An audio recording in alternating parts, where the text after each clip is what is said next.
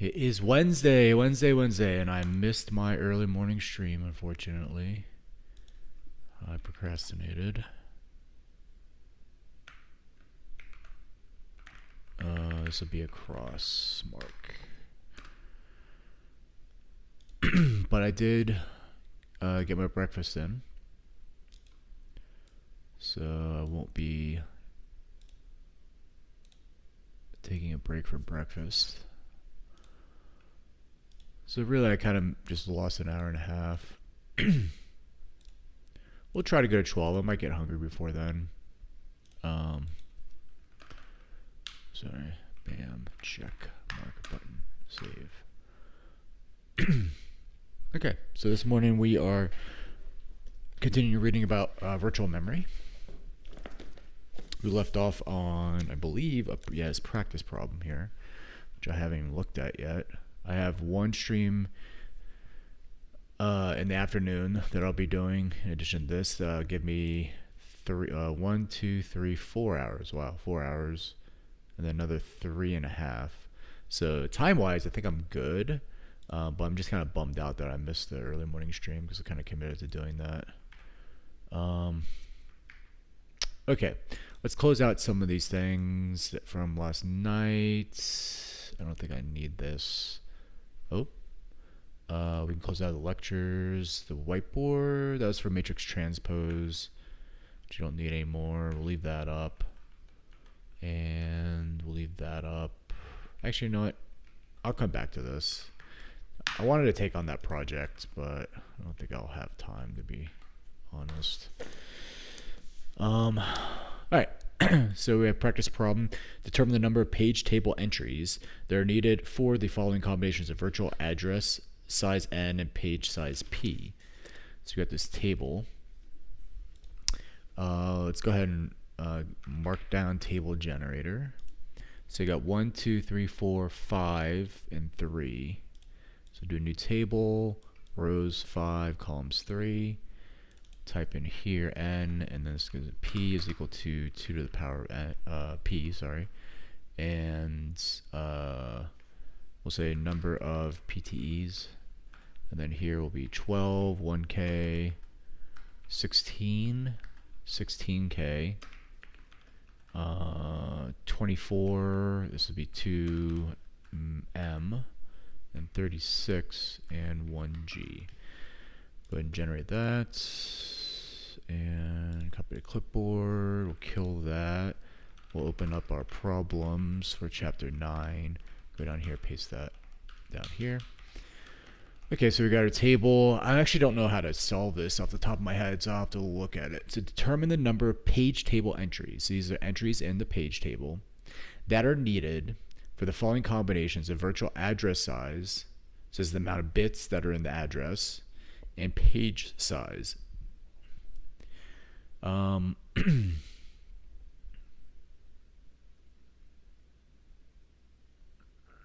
Page size is how many addresses. If it's byte addressable, page size is in bytes, so that's how many addresses. So basically it's going to be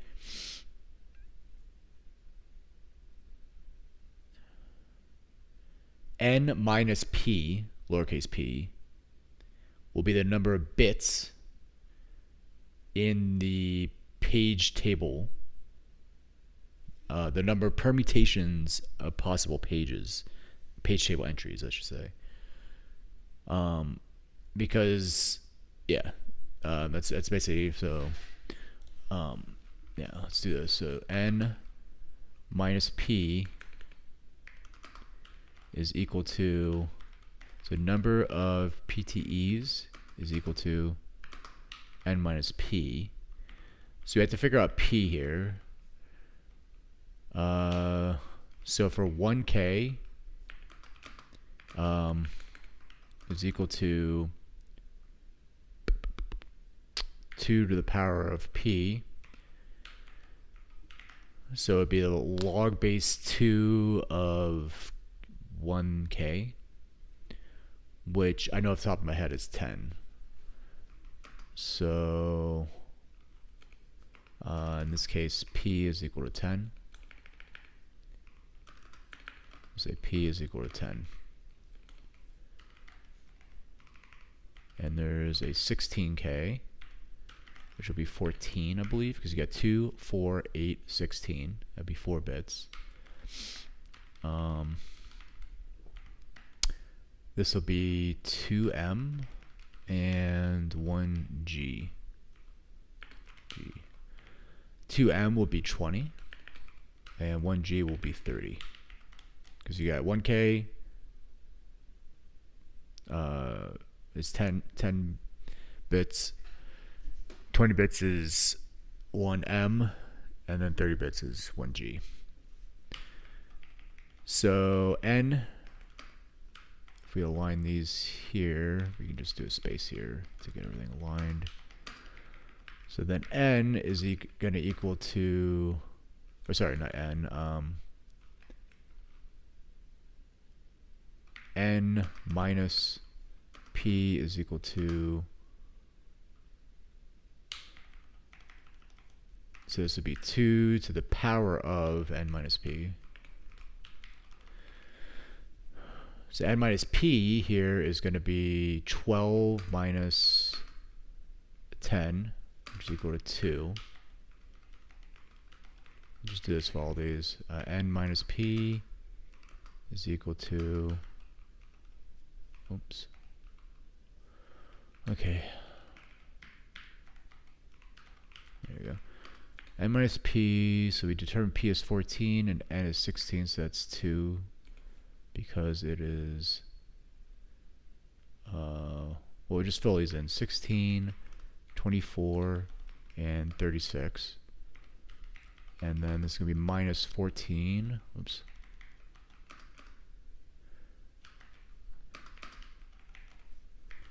And then this is going to be, we're looking for P, which is 20 and 30. So that's going to equal to 2 as well.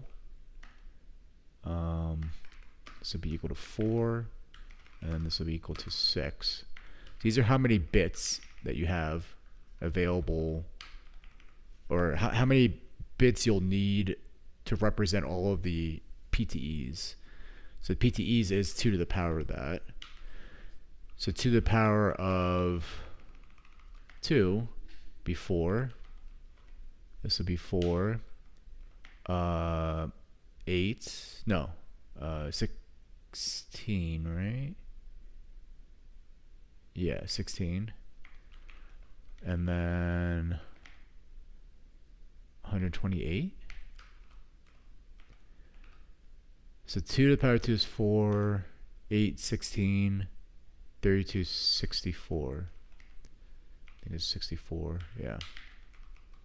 Okay. Let's go ahead and check the answers to problem 9.2. Since each virtual page is P to the power of 2, or is it 2 to the power of P bytes, there is a total of 2 to the power N divided by 2 to the power of P, or 2 to the power of N minus P possible pages in the system, each of which needs a page table entry. So 44864. Shit, it was 8. 44864. So we got the third one I messed up. So 24 2M. Oh, because it's 2M. I thought it was just 1M. I didn't see that there was a coefficient here too. So that changes the calculus here. So instead of being P being 20 for 1M, it would be 21. In which case this becomes 21 over here. In which case this becomes 3. In which case this is 8. So that was a careless mistake on my end. But nothing wrong with my reasoning. Just missed that coefficient. Okay, so that takes care of that practice problem. Let's talk about page hits. Consider what happens when the CPU reads a word of virtual memory contained in VP2.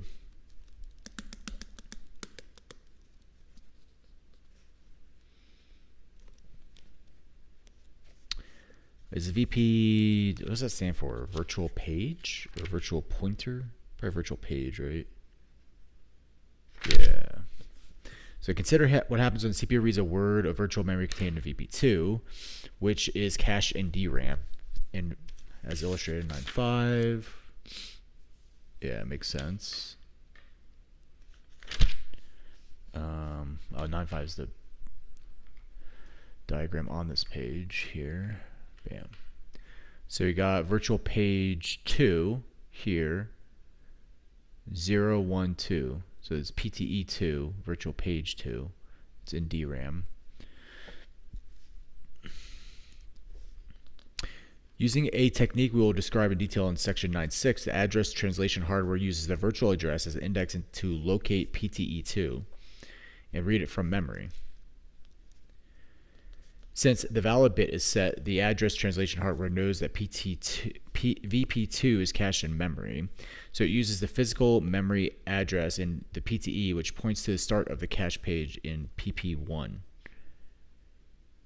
I don't know what PP1. What is PP1? I don't see PP1 on the diagram. Oh, it's on physical memory. So it'd be physical page.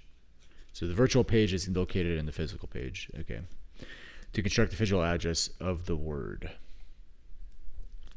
Page faults. In virtual memory parlance, a DRAM cache miss is known as a page fault. Figure 9.6 shows the state of our example page table before the fault. So if we want to look at that, that's over here. 9.6 VM page fault before. The reference to a word in VP3 is a miss and triggers a page fault. So you have a virtual address. Its valid bit in the page table is 0. And so we know it's not located in physical memory. It is located in virtual memory because there's an actual address in virtual memory for it.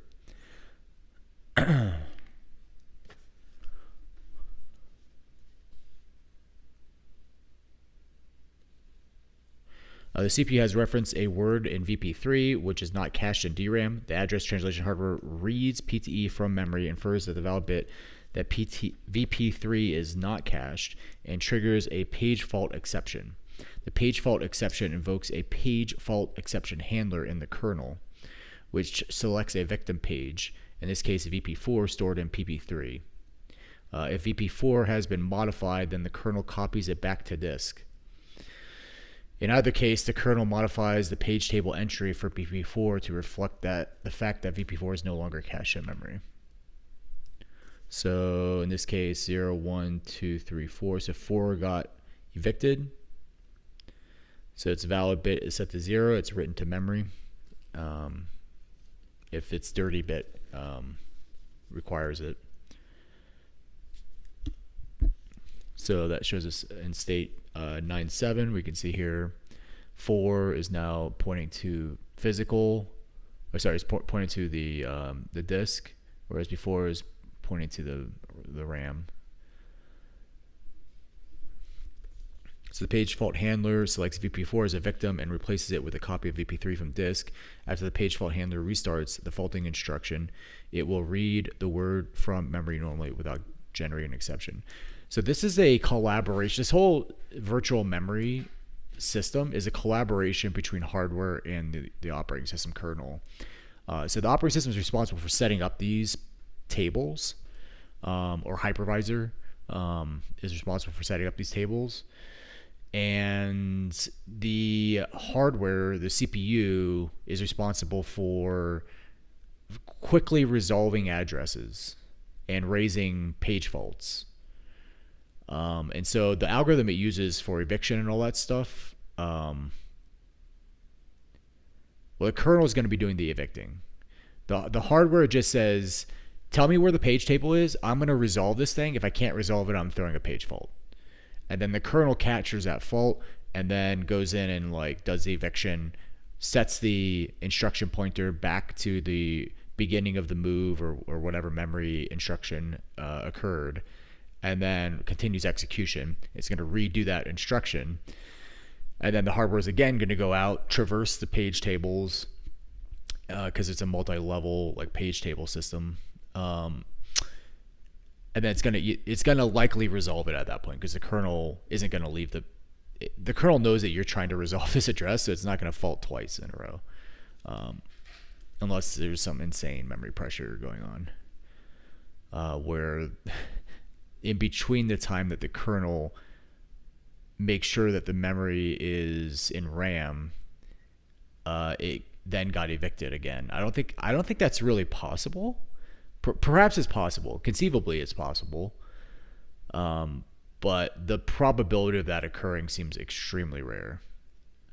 The system would have to be under insane memory pressure for that to occur at any regularity. Anyways, so what I'm commenting on is that this is a collaboration, a tight collaboration between the hardware, the CPU, the memory management unit, the translation look-aside buffer, like basically all the stuff that Intel and AMD are responsible for implementing in hardware to resolve addresses based on a page table that was provided to it from the kernel, and it resolves that quickly and efficiently in hardware through aggressive caching of the page table. It also probably does things like when the kernel is going in and monkeying with the page table, it probably just updates the translation look-aside buffer directly instead of, it'll update the local CPU cache, and then it'll also like allow those updates to go to main memory. So there's probably some like magic going on there where like the CPU is intercepting these memory accesses, and if they affect the page table, is updating its own cache. So suffice to say, the CPU hardware, the package, including the memory management unit, the translation look-aside buffer, everything, it's running instructions and raising page faults. Running instructions, resolving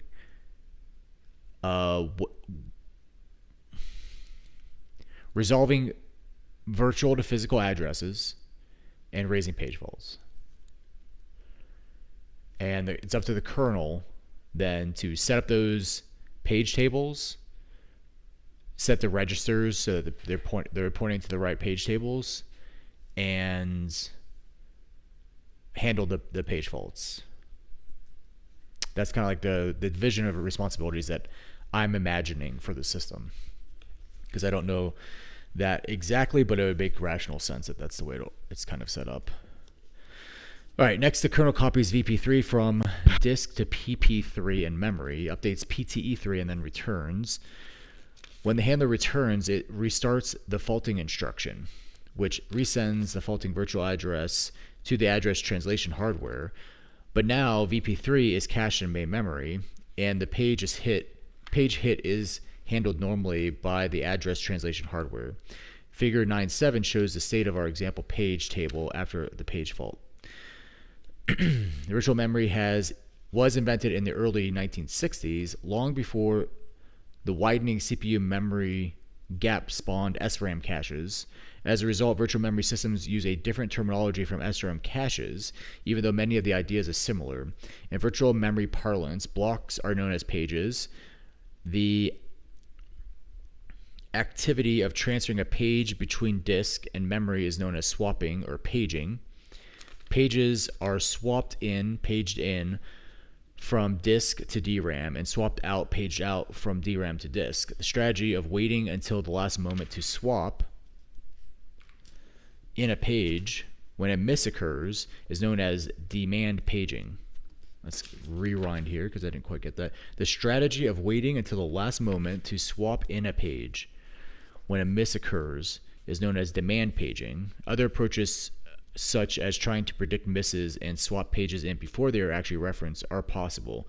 However, all modern systems use demand paging. Okay. Allocating pages. Figure 9.8 shows the effect of our example page table when the operating system allocates a new page of virtual memory. For example, as a result of calling malloc, in the example, VP5 is allocated by creating room on disk and updating PTE5 to point to the newly created page on disk. So allocating a new virtual page, the kernel allocates VP5 on the disk and points PTE5 to the new location. So 0, 1, 2, 3, 4, 5. I think it's that. Yeah, VP5.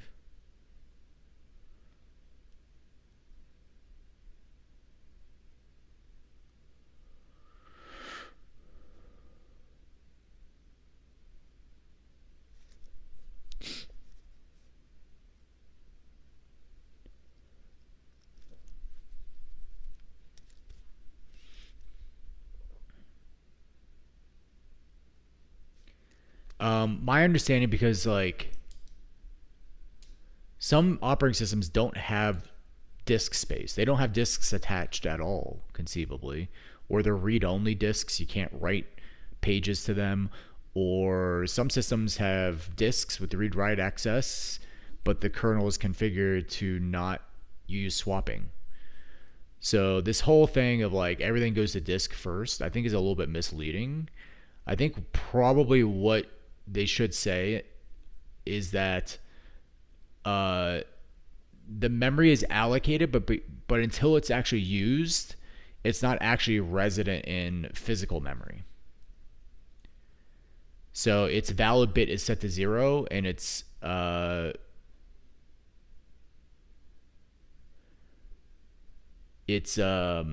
is set to 0 as well. Its physical address is set to 0, whether it's on disk or in memory. It doesn't have an address because it's not being used. And then when you go to access it, it actually has to find a page in physical memory. It can't use, well, it would have to do that regardless. It has to evict something or has to find a place in memory that's free to put that page. And you're not actually allocating pages directly. You're allocating memory through a libc memory allocator, or a memory allocator you implemented on your own, or jmalloc, or any type of allocator. You're talking to that thing usually. And that thing is calling sbreak and mmap to be actually ask the kernel for new pages of memory in its address space. And the kernel does the actual allocation of the pages. You're just asking for memory. All right, locality to the rescue again. When many of us learn about the idea of virtual memory, our first impression is often that it must be terribly inefficient. Given the large missed penalties, we worry that paging will destroy program performance. In practice, virtual memory works well, mainly because of our old friend locality. Although the total number of distinct pages that program references during an entire run might exceed the total size of physical memory, the principle of locality promises that at any point in time, they will tend to work on a smaller set of active pages known as the working set or resident set.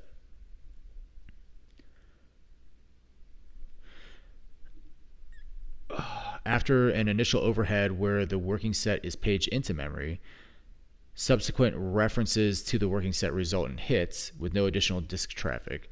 As long as our programs have good temporal locality, virtual memory systems work quite well. But of course, not all programs exhibit good temporal locality. If the working set size exceeds the size of physical memory, then the program can produce an unfortunate situation known as thrashing, where pages are swapped in and out continuously. Although virtual memory is usually efficient, if a program's performance slows to a crawl, the wise program will consider the possibility that it is thrashing. That's why people disable swapping. Continuing page faults. You can monitor the number of page faults and lots of other information with the Linux getRUsage function. Let's go ahead and open a man page here. Man getRUsage.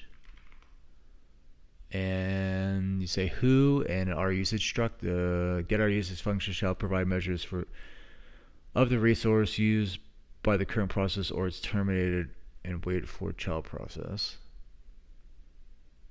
Okay. What does a struct look like?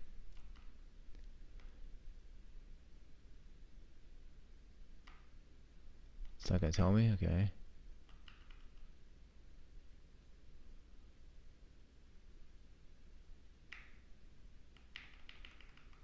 Would be nice if they...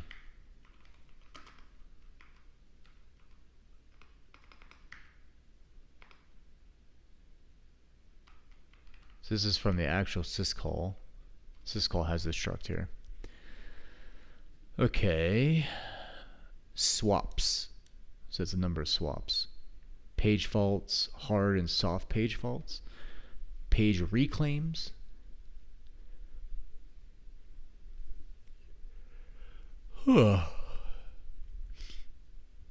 Resident set size.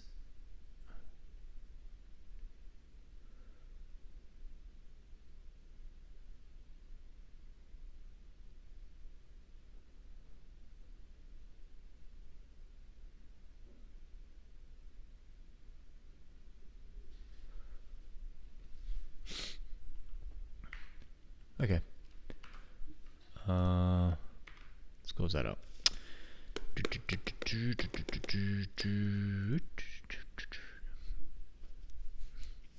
VM is a tool for memory management. In the last section, we saw how virtual memory provides a mechanism for using DRAM to cache pages from a larger virtual address space. Interestingly, some early systems such as the DEC PDP-11/70 supported a virtual address space that was smaller than the available physical memory.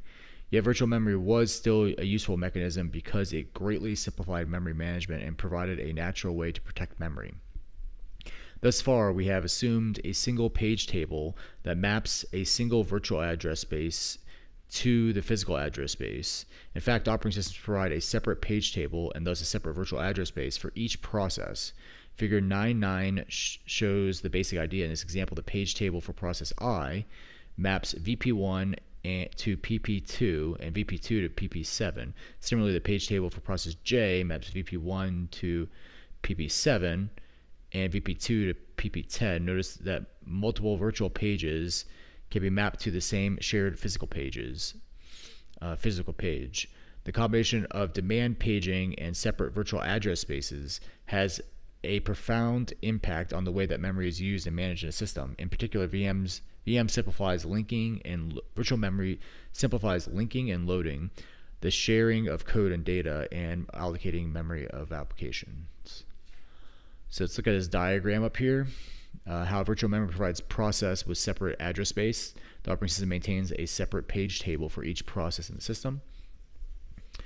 So you got process I and J. They have virtual page 1 and 2 each, and they're pointing to different areas of memory, some of them being shared.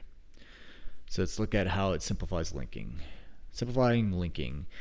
A separate address space allows each process to use the same basic format for its memory image, regardless of where the code and data actually reside in physical memory. For example, as we saw in figure 8.13, every process on a given Linux system has a similar memory format. 8.13, every process on Linux, let's go back to 8.13. That's 8.14. Yeah, it's just your typical memory layout. Nothing special there. For 64-bit address space, the code segment always starts at virtual address 400,000. The data segment follows a code segment after a suitable alignment gap. The stack occupies the highest portion of the user process address space and grows downward. Such uniformity greatly simplifies the design and implementation of linkers, allowing them to produce fully linked executables that are independent of the ultimate location of the code and data in physical memory. Simplifying loading. Virtual memory also makes it easy to load executable and shared object files into memory. To load the text and data sections of an object file into a newly created process, the Linux loader allocates virtual pages for the code and data segments, marks them as invalid, i.e. not cached, and points their page table entries to the appropriate locations in the object file. The interesting point is that the loader never actually copies any data from disk into memory. The data are paged in automatically and on demand by the virtual memory system the first time each page is referenced, either by the CPU when it fetches an instruction or by executing instruction when it references a memory location. This notion of mapping a set of contiguous virtual pages into an arbitrary location in an arbitrary file is known as memory mapping.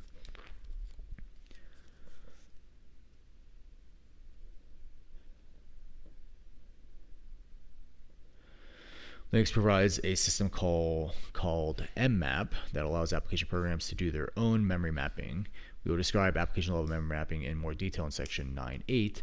Simplifying sharing, separate address spaces provide the operating system with a consistent mechanism for managing sharing between user processes and the operating system itself.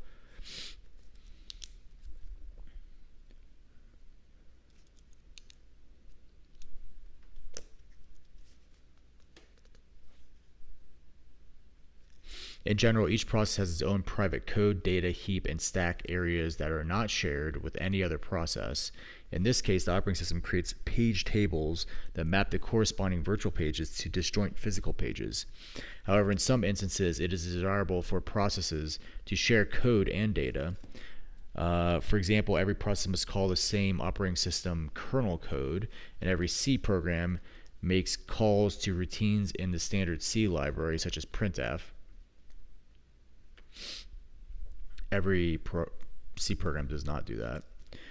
Rather than including separate copies of the kernel and standard C library in each process, the operating system can arrange for multiple processes to share a single copy of this code by mapping the appropriate virtual pages in different processes to the same physical pages, as we saw in figure 9.9. Simplifying memory allocation. Virtual memory provides a simple mechanism for allocating additional memory to user processes. When a program is running in a user process requests additional heap space, e.g. a result of calling malloc, the operating system allocates the appropriate number, say k, of contiguous virtual memory pages and maps them to k arbitrary physical pages located anywhere in physical memory. Because of the way page tables work, there is no need for the operating system to locate k contiguous pages of physical memory. The pages can be scattered randomly in physical memory. And because it's random access memory, it doesn't really matter. All right, VM as a tool for memory protection. Any modern computer system must provide the means for the operating system to control access to the memory system. A user process should not be allowed to modify its read-only code section, nor should it be allowed to read or modify any of the code or data structures in the kernel. It should not be allowed to read or write to the private memory of other processes, and it should not be allowed to modify any virtual pages that are shared with other processes unless all parties explicitly allow it.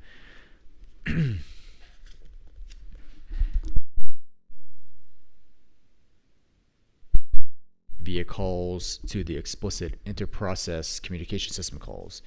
As we have seen, providing separate virtual address spaces makes it easy to isolate the private memories of different processes, but the address translation mechanism can be extended in a natural way to provide even finer access control, since the address translation hardware reads a PTE each time the CPU generates an address. It is straightforward to control access to the contents of a virtual page by adding some additional permission bits to the PTE. Figure 9.10 shows the general idea. In this example, we have added 3 permission bits to each PTE. So let's look at 9.10. So we got using VM to provide page level memory protection. So we got our virtual pages in our different address spaces in the different processes. They're mapping onto different physical memory. One of them is shared and 4 of them are not. The one that's shared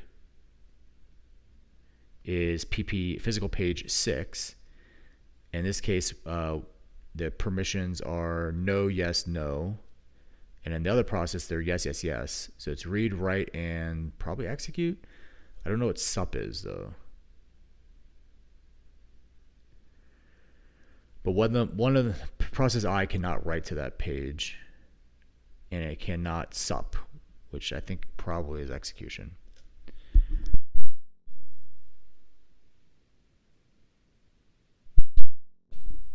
The sup bit indicates whether process must be running in kernel supervised mode to access the page. Okay. So it's set to yes in process J. Interesting. Process running in kernel mode can access any page, but processes running in user mode are only allowed to access pages for which sup is 0. The read and write bits control read and write access to the page. For example, if a process I is running in user mode, then it has permission to read VP0 and to read and write VP1, however is not allowed to access VP2.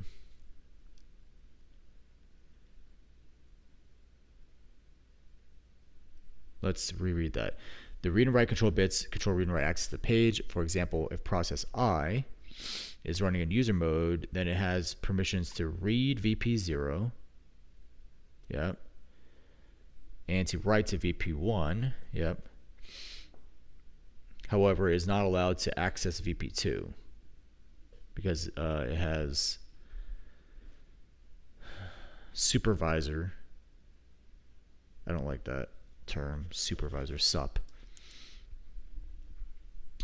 Because the kernel generally uses, I guess supervisor is fine. I was gonna say, like, the kernel uses this idea of privileged execution, but that's still in user space. That's just like a user space process that has privileged execution, either root or specific capabilities that allow it to be privileged. Whereas this is like actual kernel code running in, I think they still call it privileged mode when you switch the CPU into privileged mode for the kernel code, but they call it supervisor here, which is fine. Just a bit different term that I'm familiar with.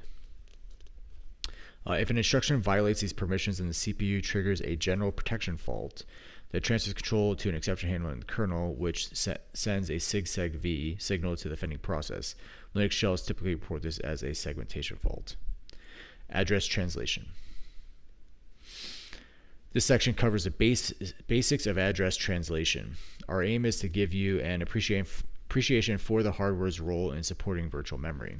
With enough detail, you can work through some concrete examples by hand. However, keep in mind that we are omitting a number of details, especially related to timing, that are important to hardware designers but are beyond our scope. For your reference, figure 911 summarizes the symbols that we will be using throughout this section. So let's take a look at that table. So we got symbol, description. These are summary of address translation symbols. We have basic parameters, components of a virtual address, and components of a physical address. So basic parameters, N. Uppercase N is the number of addresses in the virtual address space, which is 2 to the power of lowercase n. M is equivalent to that, but in physical. P is the page size, which number. Capital P is the page size in bytes, and then lowercase p is the number of bits for the space of the page. Components of the virtual address. So you get VPO, which is virtual page offset, so that's offset into the table. Virtual page number. The TLBI, which is the translation lookaside buffer index. The TLBT, which is a tag. So is this similar to like an SRAM cache? It's probably an SRAM cache, to be honest. Similar to L1, L2, L3, but it uses tagging. It probably is fully associative, I'm guessing. No, it's probably not fully. It's probably partially associative, similar to the L1, L2, L3. So components of the physical address. So we got our physical page offset, physical page number, bytes offset within cache block, cache index, and cache tag. So that's a lot of acronyms. I hope they just don't throw acronyms at you and then expect you to remember them immediately without reiterating them throughout the text. So we are on page 850, and this chapter goes to, I think, 916 or something. Yeah, 912.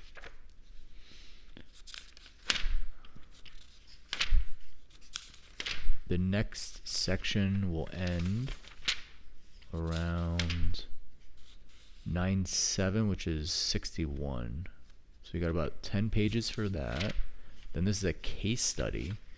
Intel Core i7 Linux memory system. This is actual like implementation of a system.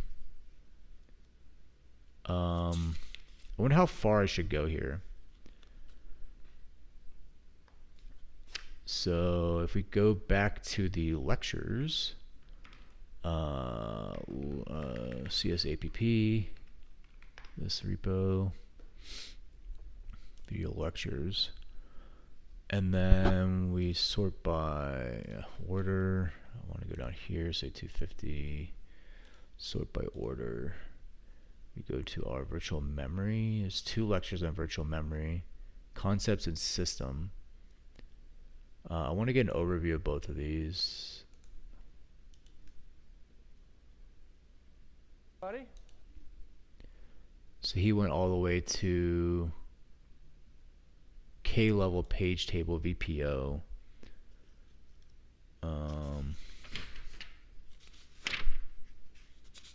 So we cover multi-level in this section, and then the case study Intel memory system.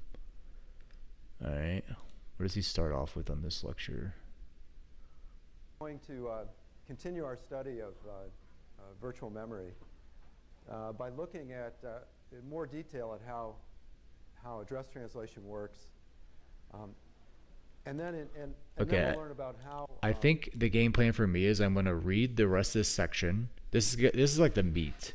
This address translation section is really the meat of how the virtual memory system operates and is implemented.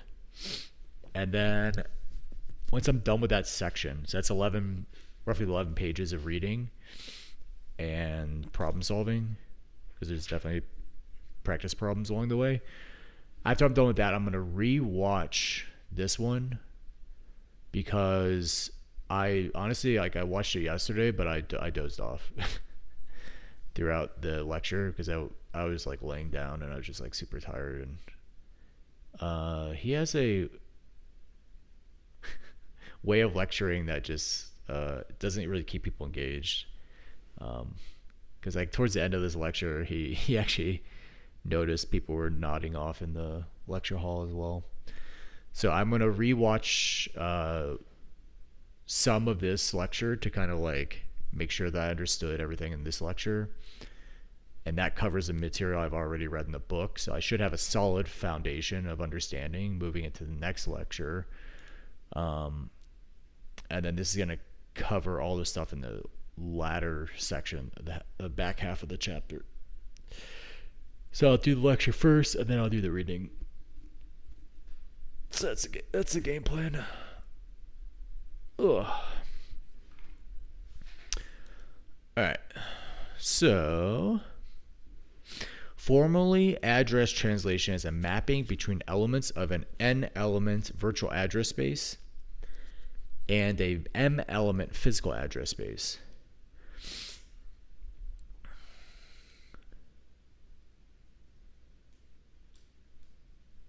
And then there's some math notation that I'm not quite familiar with, which is map VAS into physical address space union with null.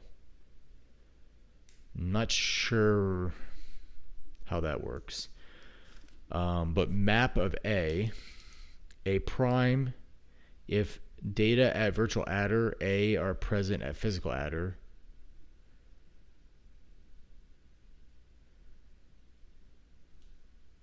A prime is in physical address space. If data at virtual adder is null, if data at virtual adder A are not present in physical memory. I don't really like their mathematical notation here because I don't quite understand it. Figure 912, which is a figure on the next page, shows how the memory management unit uses the page table to perform its mapping. A control register in the CPU, a page table base register. This is the thing I learned about yesterday, just on my own exploration. Points to the contents current page table. So you're switching out that page table for every process, but also like hypervisors will switch that out. We were chatting with AI about it yesterday.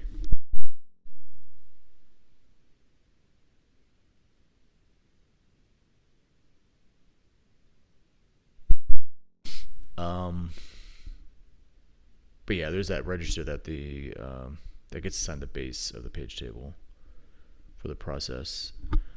I'm gonna take a quick break here. I'll be right back.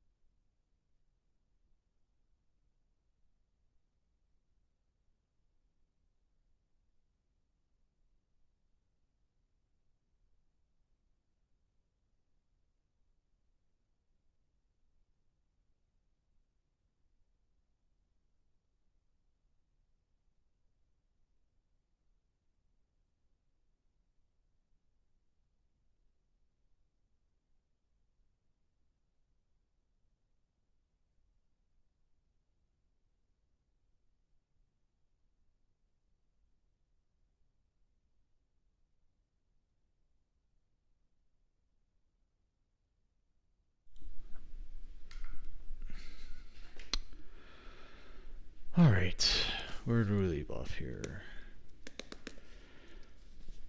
A control register in the CPU, the page table base register, points to the current page table. The n-bit virtual address has two components: a p-bit virtual page offset and an n minus p-bit virtual page number.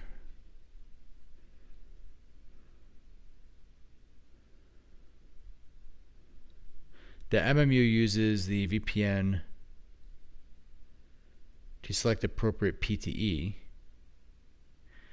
For example, VPN 0 selects PTE 0, VPN 1 selects PTE 1, and so on. The corresponding physical address is the concatenation of the physical page number from the virtual page table entry and the VPO from the virtual address. Notice that the physical and virtual pages are both P bytes. The physical page offset is identical to the virtual page offset. VPO and PPO are identical. Makes sense. So on the right-hand side, the least significant bits are going to be the offset into the page of the byte that you're looking to address. And then the left-hand side, you have P or N minus P bits on the left-hand side, which would be initially be your virtual page number, your VPN, not your virtual private network, your virtual page number. And that would ultimately be translated into a physical page number.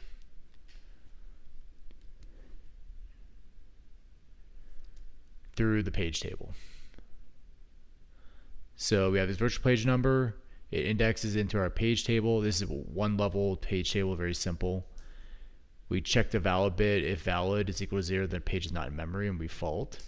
If it's 1, then it's going to have a address here, and we just take that address as our physical page number. And our page table base register points at where the page table is. Notice that acronym is not part of our summary of address translation symbols. So figure 913A shows the steps that the CPU hardware performs when there is a page hit. So we'll talk about those steps here, but we want to look over the diagram first. So operational view of page hits and page faults. Virtual addresses, PTEA, which is page table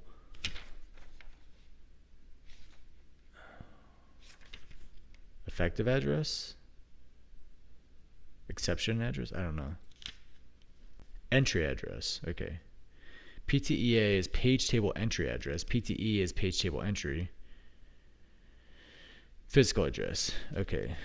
So just looking at the diagram here, we got our CPU with our MMU processor. We're running the instructions that it's looking for this virtual address. The MMU then communicates with cache memory, assuming that's a TLB SRAM. It gives you the page table entry address, gives you back the page table entry, and then we get the physical address, compute the physical address from the page table entry, and then we go back to the cache memory.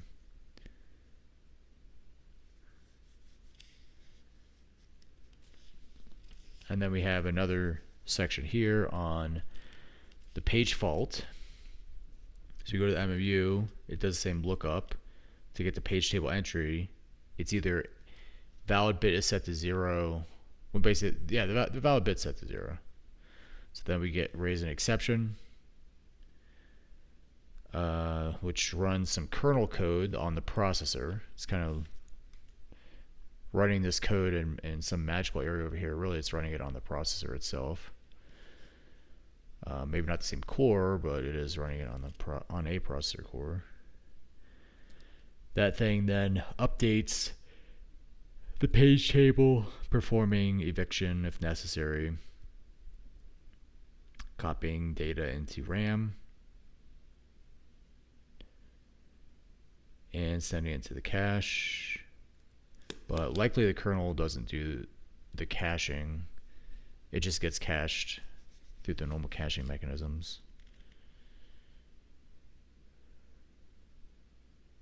And then the process is then restarted with a hit. Okay, let's go back and step through this one step at a time.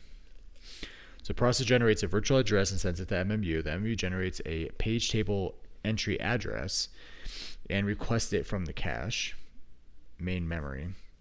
The cache main memory returns the page table entry to the MMU. The MMU constructs the physical address and sends it to the cache main memory. The cache main memory returns the requested data word to the processor. Unlike a page hit, which is handled entirely by hardware, handling a page fault requires cooperation between hardware and the operating system kernel. Step 1 to 3, the same steps as 1 through 3 in the hit scenario, but in this case, the valid bit of the PTE is 0, so the MMU triggers an exception, which transfers control in the CPU to a page fault exception handler in the operating system kernel.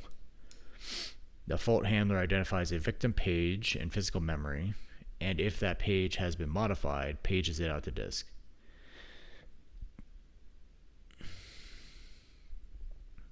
The fault handler pages in the new page and updates the PTE in memory. The fault handler returns the original process to the original process, causing the fault instruction to be restarted. CPU resends the offending virtual address to the MMU because the virtual page is now cached in physical memory. There is a hit, and after the MMU performs the steps in figure 913A, the main memory returns the requested word to the processor. So that's a very costly operation right there. Dealing with a page fault. You can see why people would want to minimize those. 9.3. Okay. Given a 64-bit virtual address space and a 32-bit physical address, determine the number of bits in the virtual page number, virtual page offset, physical page number, and physical page offset for the following sizes P. Okay, so it's going to be another table thing. I love me some tables. Markdown table generator. So it's going to be 4, 5, 6, or we'll just do 5, and 1, 2, 3, 4, 5. Okay. So new table 5 by 5. And this is going to be P. We'll say number of VPN bits. We'll just say VPN bits. We don't need to say number of. VPN bits, VPO bits, VPN bits, PPO bits. 1 KB, 2 KB, 4 KB, 16 KB. Okay, let me go down here, generate, copy to clipboard, close that out, paste this in here. So let's do some analysis here. So we have our virtual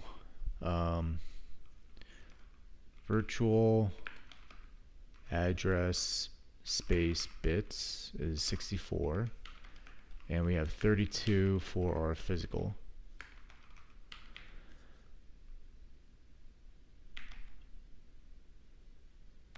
So given a 64-bit virtual address space and 32-bit physical address space, determine the number of bits in VPN for the following page sizes. So the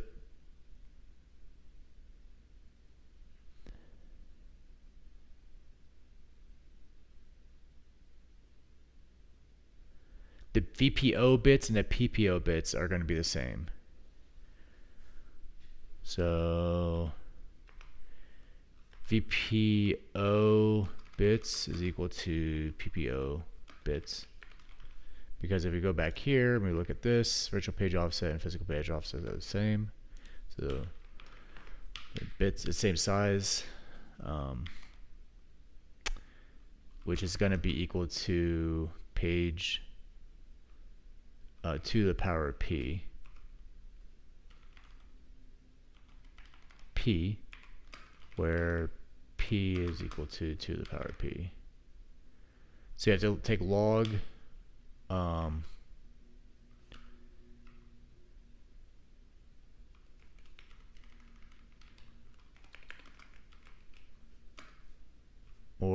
we'll say LG, or log 2, we say log 2. ln, I think, is natural logarithm. LG is base 2. And then log is base 10. Let's confirm that with what are some common names for log bases that are implied, like log, ln, lg, etc. ln is natural, log usually means base 10. LG is base 10. LB. I think log base 2 is probably the most common.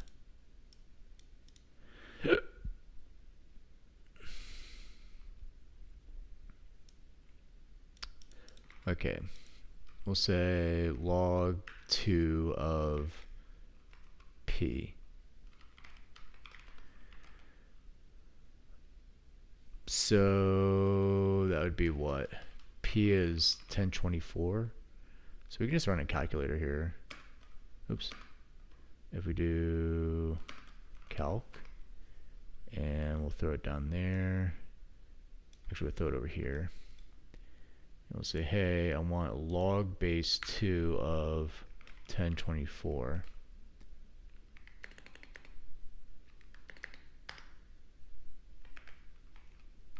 That's better. Should be 10, which we already know just from our. This will be 11. This will be 12. This will be 14. This will be the same over here. 10, 11, 12, 14.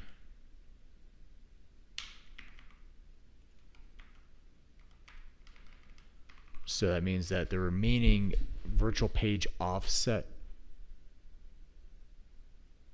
Sorry, these are VPO bits, not VPN bits. My bad. These need to be over here. 12, 14. So that's going to be.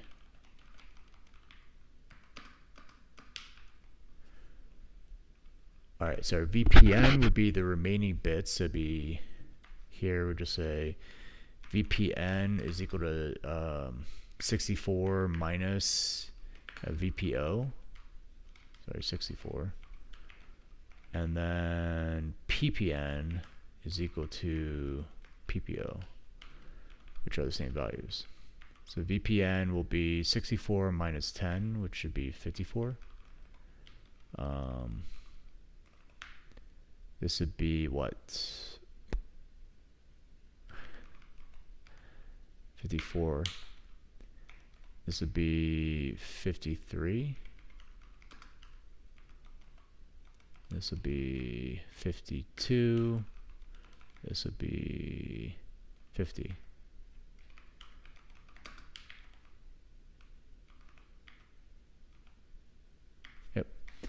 And then the physical address space is 32. It would be 32 minus that, which would be 22. This would be 21. This would be 20. This would be 18. No. Yeah. Because it would be 28 plus 4, 32. Yeah. I think that's right. Let's check our answer key here. So this is 9-3. You need to understand this kind of problem well in order to fully grasp address translation. Here is how to solve the first subproblem. We are given n is equal to 64 virtual address bits and m is equal to 32-bit address bits. A page of size p is equal to 1 KB means that we need log base 2 or 1K is equal to 10 bits for both the VPO and PPO. Recall that VPO and PPO are identical. The remaining address bits are the VPN and PPN respectively. So I got everything right here. So let's just verify it. 54, 53, 52, 50. Yeah. 10, 11, 12, 14. 10, 11, 12, 14. 22, 21, 2018. Flawless victory. Perfect. 9.4. That wasn't too hard. Just kind of like good practice, I guess. All right. So now we have a diagram 914, integrating VM in a physically addressed cache. So VA is virtual address, PTEA is page table entry address. Then we have page table entry and then a physical address. So the processor sends the virtual address to MMU. MMU says, hey, give me the page table entry, because it can directly map using its register, its page table base register or whatever, and the address itself. It can just easily quickly compute the address of the page table entry. So it fetches that from main memory or the cache if it's in the cache. That gives us back the page table entry, and then we send out the physical address, which comes back. And if this is L1,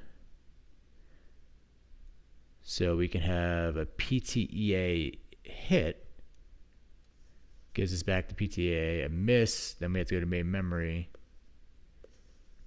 PA miss, we got to go to main memory. Yeah, as you would expect. So this is using the L1 cache, but I thought it used the TLB as a cache. I didn't realize it uses L1 as a cache. I guess that kind of makes sense. All right, integrated caches and VM.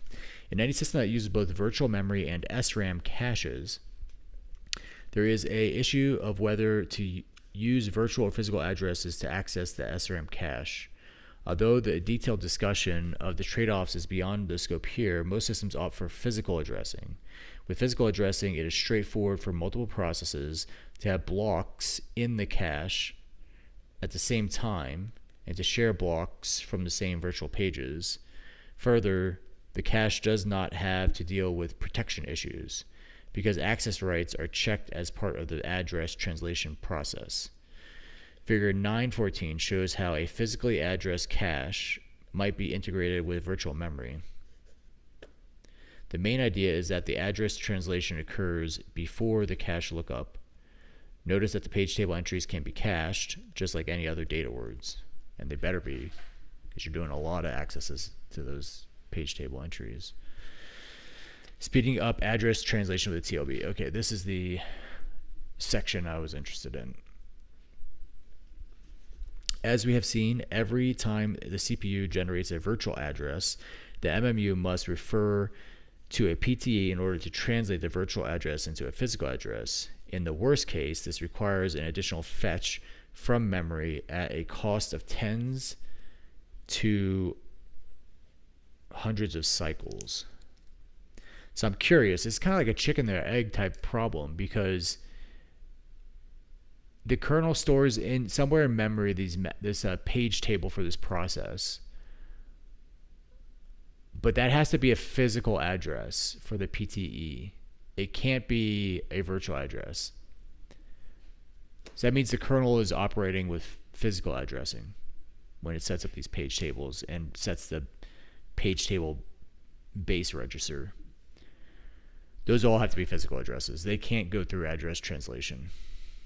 Because if they did, it's a chicken and the egg problem where you need to have the physical address resolved for the page table in order to resolve the virtual address for the page table.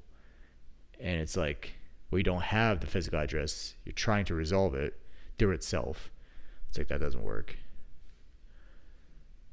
So I think that's just sidestepped by the kernel dealing with physical addresses. That's my guess, at least. If the PTE happens to be cached in L1, then the cost goes down to a handful of cycles. However, many systems try to eliminate even this cost by including a small cache of PTEs in the MMU called a translation look-aside buffer, or TLB. A TLB is a small virtually addressed cache where each line holds a block consisting of a single PTE. A TLB usually has a high degree of associativity. That's what I said before when I was thinking about this.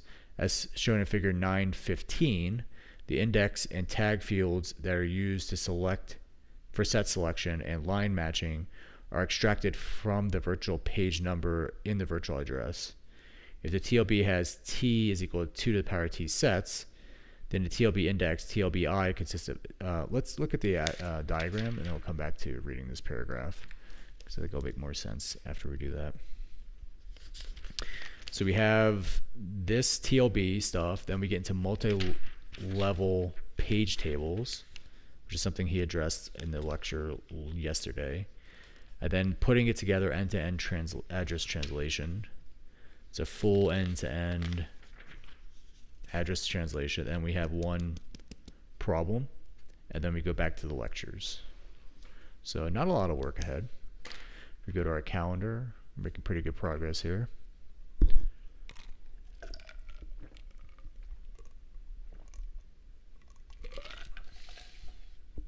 Okay.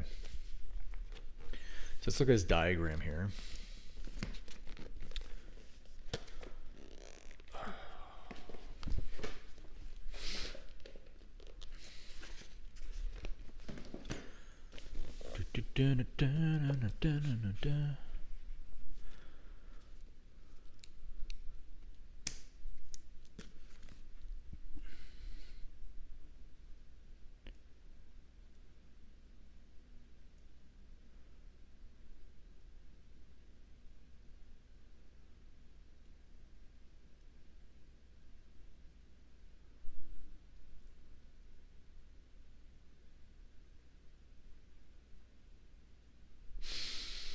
Okay, so we have our CPU chip, which has a processor and MMU. And that's just the normal page hit. Are we on the right thing here? No, we are not. I was on the wrong page here. Okay. So figure 915, components of a virtual address that are used to access the TLB. So we have our virtual page offset. So that's always going to be the bits reserved for the byte offset inside the page. So those will never be used for like caching or address translation. And then we have on the left-hand side, which used to be our virtual is the virtual page number. So that is split up into a TLB tag and a TLB index. So tag is always the highest order bits. Our index is just indexing into the different sets for associativity. Operational view of a TLB hit and miss. So again, the CPU processor core is trying to resolve this virtual address into a physical address. The first thing it does is says, hey, here's the address. It just sends it to the TLB and says, give me back the entry if you got it. If it has it, we're good. We can then go to the physical memory with the physical address and get the data back. So that's a hit. TLB miss. We do the same thing, except it's a miss. It's not in the TLB. So then we have to compute the address of where in main memory that should be located. And then it will fetch that from memory, do the translation, then fetch the physical address and return the data. And when it does fetch the PTEA, the page table entry, it puts it into the TLB so that it's cached. So my question is,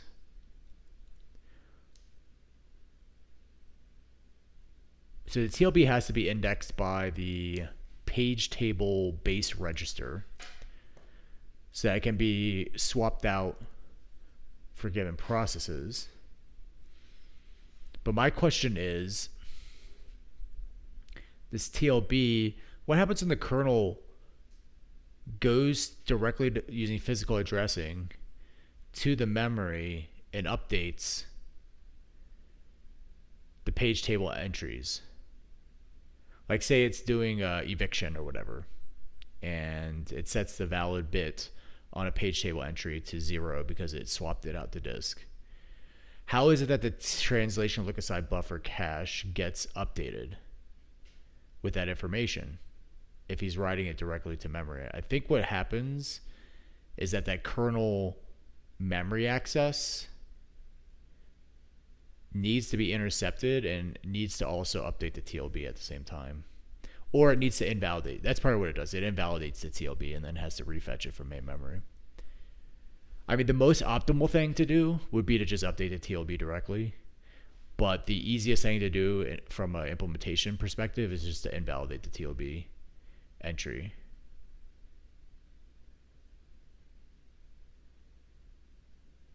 But that's something that is a big gray area for me right now, is like how that mechanism works. Like, does the kernel know about the TLB, or is it just updating these page table entries inside of a page table using physical addressing? In which case, if it's the latter, how does the CPU keep the TLB consistent with main memory? Does it intercept physical addresses access for page table ranges, address ranges? And does it update the TLB with those, or does it just invalidate the TLB entry? Lots of question marks around that right now. All right, let's go back to our paragraph and we'll continue reading. A TLB is a small, virtually addressed cache where each line holds a block consisting of a single page table entry. A TLB usually has a high degree of associativity, as shown in figure 915. The index and tag fields that are used for set selection and line matching are extracted from the virtual page number in the virtual address. If the TLB has T is equal to 2 to the power of T sets, then the TLB index consists of T least significant bits of the BPN. And the TLB tag consists of the remaining higher order bits of in the BPN. That makes total sense. No issues there. Figure 916A shows the steps involved when the TLB hit the usual case.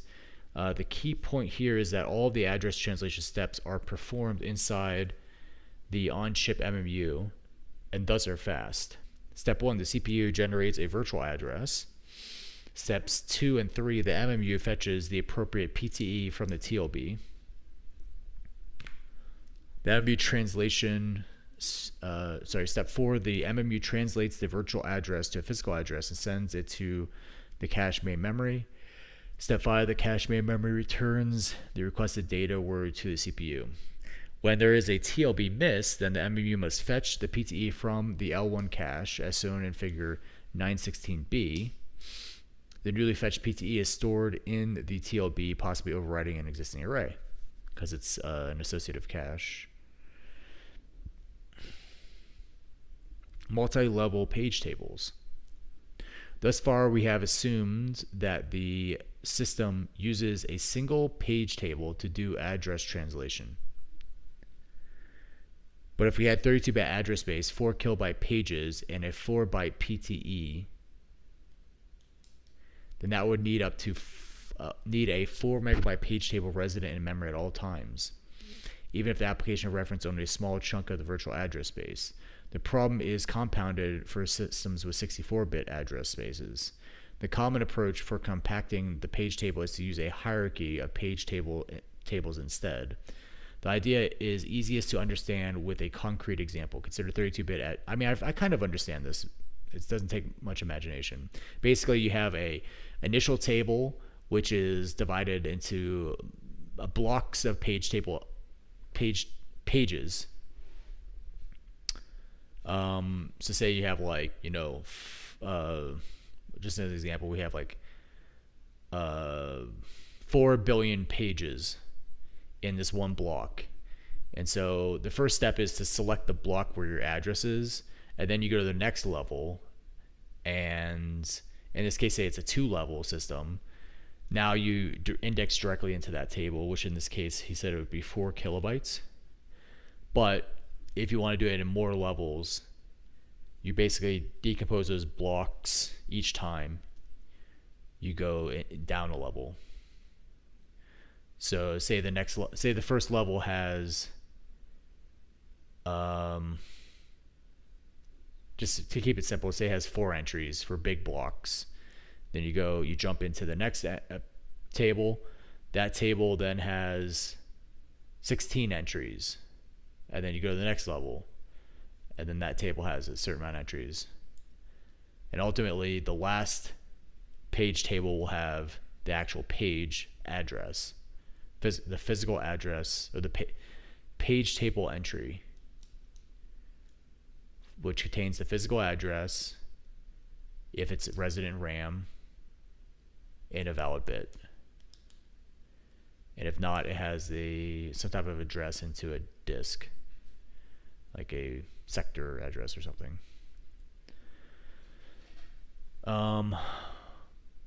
Yeah, so in doing so, like, you can have nulls in this table. So say you're only accessing one address, you don't want to waste a bunch of memory. That'll resolve, you have to pay the cost of the space for each page table at each layer, but that's only 4 page tables. And then the rest of the entries in the page table are nulls, and they just point to nowhere.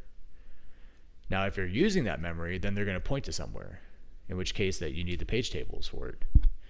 But because of locality, chances are you're not going to be using a large amount of the address space, and all these entries are just going to be null. And so you'll never have the next level tables even exist. But as soon as you start accessing those ranges, or allocating memory in those ranges and accessing it, then those tables have to exist.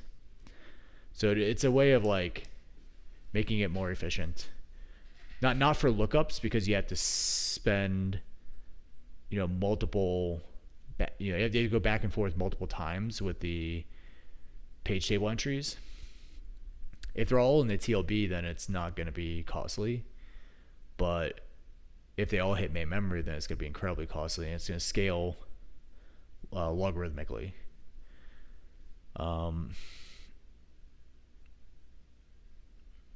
So yeah, the idea makes a lot of sense to me in reducing the amount of page table space that you need.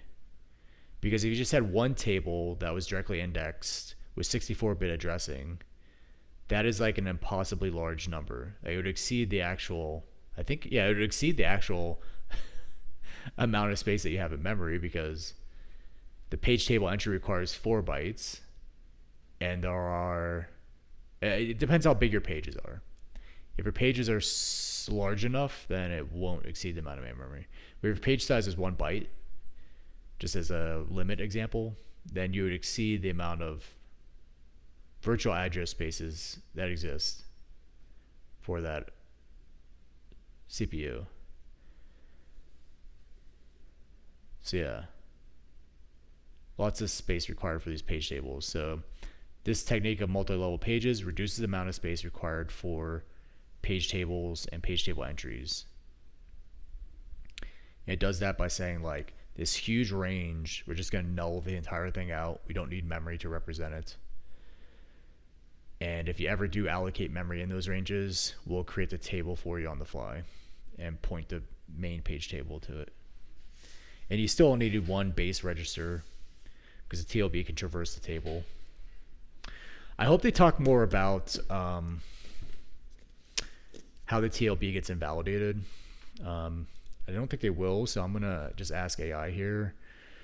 When the kernel updates a page table entry in main memory, how does the TLB either get invalidated or updated with that new information?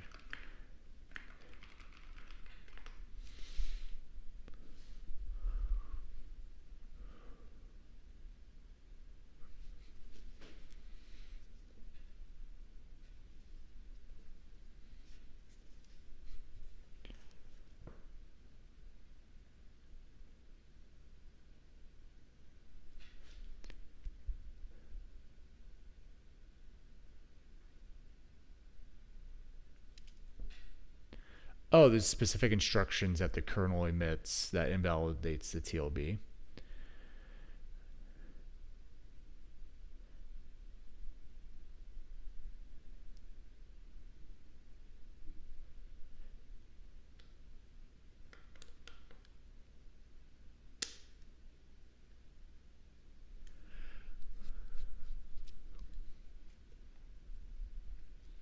The specified TLB entry is invalidated, removed.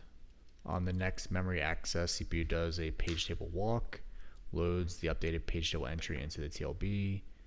This is invalidate refill on demand. Full TLB flush. Instead of targeting one entry, the kernel may wipe the whole TLB when selecting address spaces, context switches. Large changes to memory mappings. I'm curious if it does a flush. Does that mean the TLB is not indexed by processor or page table base address?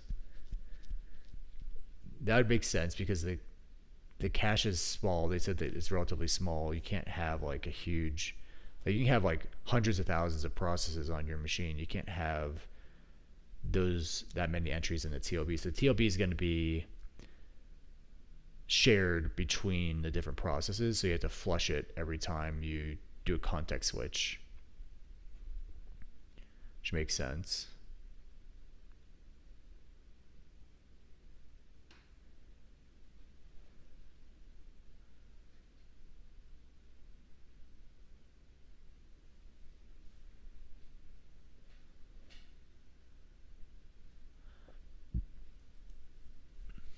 TLB shoot down.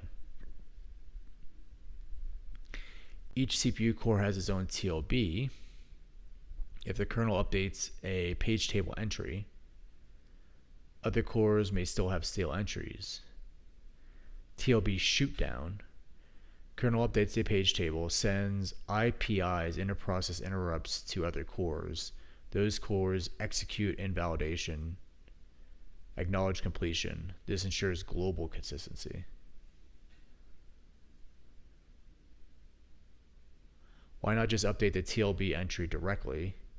Because the TLB is a hardware managed cache. The OS typically cannot directly modify entries. Only operations that are available are invalidate or flush.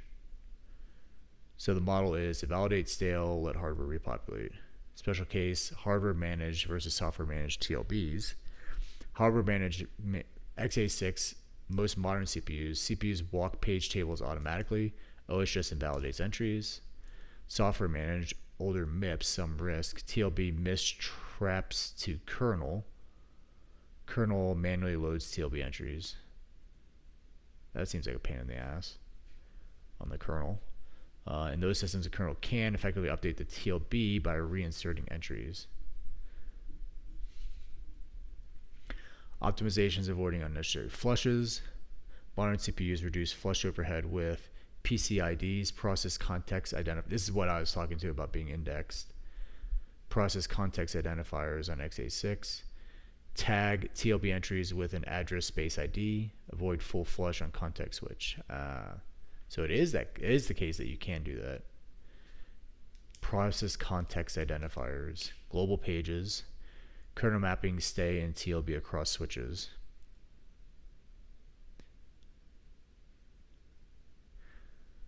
So you can have global pages, you can have process IDs. Think of TLB like this. Page table equals source of truth in RAM. TLB is cache, possibly stale.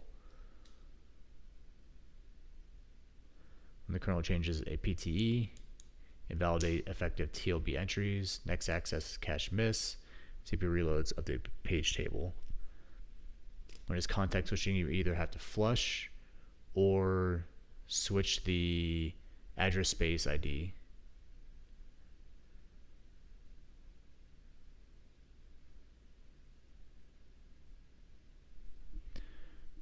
There was a video that I was watching, Coding Jesus, TLB. He talks a lot about the TLB. When a CPU switches from one thread to another, you mentioned that it needs to like flush the TLB, for example, because it needs to like effectively restore state from another program. So it can either flush the TLB or it can do something else. There's another thing that it can do to... Yeah, so they can, sorry. Go ahead. I think you can tag TLB entries with like a process or something, and you can swap out processes TLB things, but I think like, yeah, that's probably not a great answer. I know there was something there. I think a lot of implementations do flush the cache. I know like RISC-V has an instruction solely for that, and so does x86, 64. So yeah, there's like an address space identifier. So like for each process, you're right. Yeah. So when a CPU switches from one thread to another, you mentioned that it needs to like flush the TLB, for example, because it needs to like effectively restore state from another program. So it can either flush the TLB or it can do something else. There's another thing that it can do to... Yeah, so they can, sorry. Go ahead. I think you can tag TLB entries with like a process or something, and you can swap out processes TLB things, but I think like, yeah, that's probably not a great answer. I know there was something there. I think a lot of implementations do flush the cache. I know like RISC-V has an instruction solely for that, and so does x86, 64. So yeah, there's like an address space identifier. So like for each process, you're right. Yeah. So when a... Yeah, I mean, that was exactly the video I was thinking of. And ironically, he was talking about the same stuff that I was reading about here, which is the invalid page for explicit invalidation, and then the flush, which is, was this CR3 instruction without PCID optimization. Yeah, cool. All right, let's go ahead and close out of that and continue reading. Where did we leave off here? All right, let's just start off on multi-level page tables. Thus far, we have assumed the system has a single page table. We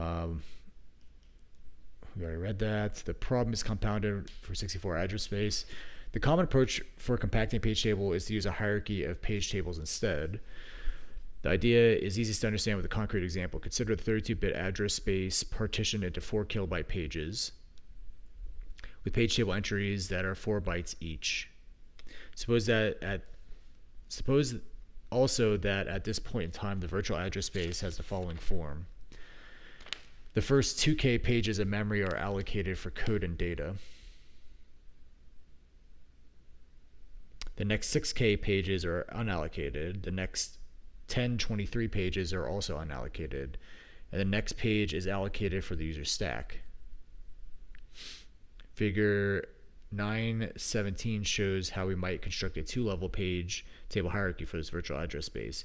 Each PTE in the level 1 table is responsible for mapping a 4 megabyte chunk of the virtual address space, where each chunk consists of 10 to the power 10, or 2 to the power 10 contiguous pages.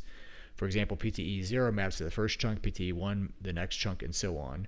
Given that the address space is 4 gigabytes, to the power of 10 PTEs are sufficient to cover the entire space. If every page in chunk I is unallocated, however, if at least one page in chunk I is allocated, then level 1 PTEI points to the base of the level 2 page table. For example, in figure 917, all or portions of chunk 0, 1, and 8 are allocated, so their level 1 PTEs point to level 2 page tables. Let's take a look at that diagram here. So we have level 1 and level 2, and then actual virtual memory addresses. So you can see the level 1 page table is all nulls. So it takes up 4 bytes for the null, but it's not actually taking up 4 bytes times the number of entries in the level 2 page tables. So that each null represents a whole chunk of addresses that we don't need page table entries for. So it's a very compact representation. And the more levels you have, the more compact it can be, and the more larger the address space you can address.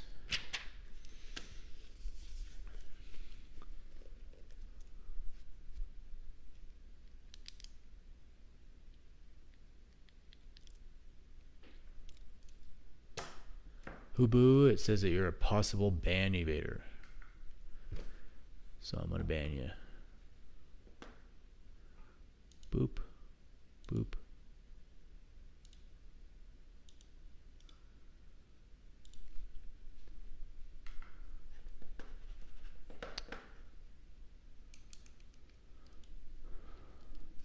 Okay, then we have this idea of like address translation with k-level page table.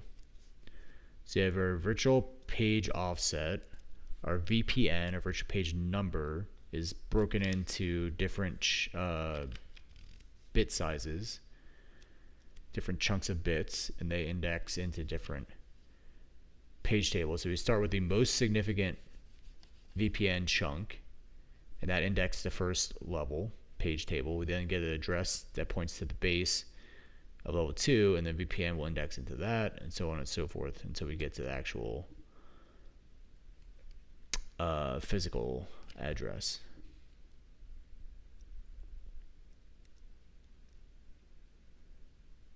Which is called the PPN, or physical page number.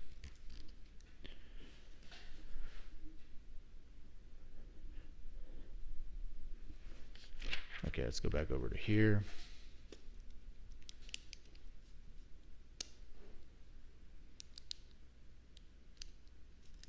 Let's resume reading from here. Each page table entry in the level 1 table is already read that. If every page in chunk I is unallocated, then level 1 PTI is null. For example, chunks 2 through 7 are unallocated. However, at least one is allocated, then points to the base of the level 2 page table. Yeah. Each PT has a level 2 page table, is responsible for mapping a 4 kilobyte page of virtual memory, just as before when we looked at single level page tables. Notice that with 4 byte PTEs, each level 1 and level 2 page table is 4 kilobytes, which conveniently is the same size as a page.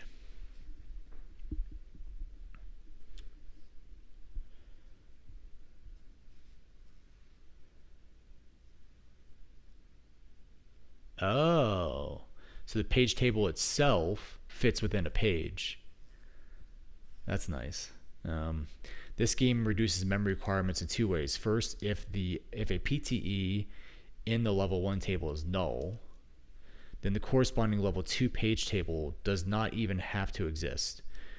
This represents a significant potential savings since most of the 4 gigabyte virtual address space for a typical program is unallocated. Second, only the level 1 table needs to be in main memory at all times. The level 2 page table can be created and paged in and out by the VM system as they are needed, which reduces pressure on main memory. Only the most heavily used level 2 page tables needs to be cached in main memory.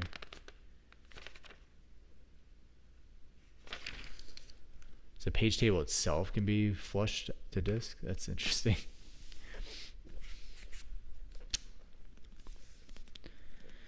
Figure 918 summarizes address translation with a k-level page table hierarchy. The virtual address is partitioned into k VPNs and a VPO. Each VPN I1 is less than I is less than k is an index into a page table level I. Each PT at level j table I is less than or equal to j is less than or equal to k minus 1 points to the base of some page table level at j plus 1. Each PT in a level K table contains either the ppn of some physical page or the address of a disk block to construct the physical address.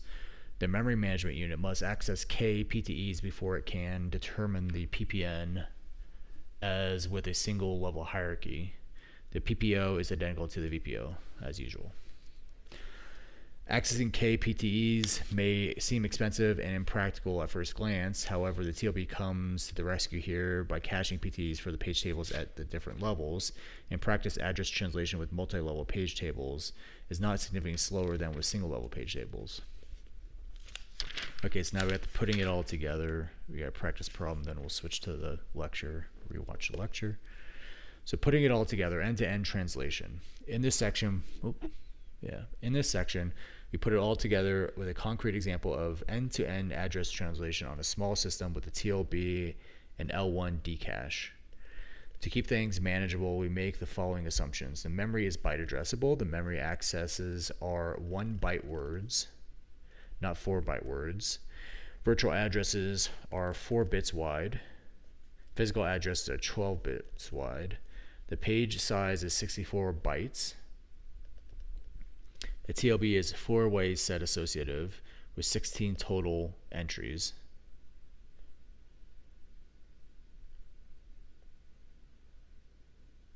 So it's 4x4. The L1 dcache is physically addressed and direct mapped with a 4-byte line size and 16 total sets.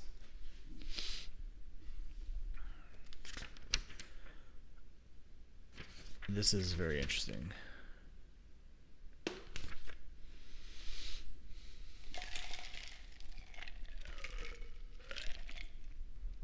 This is like a full end-to-end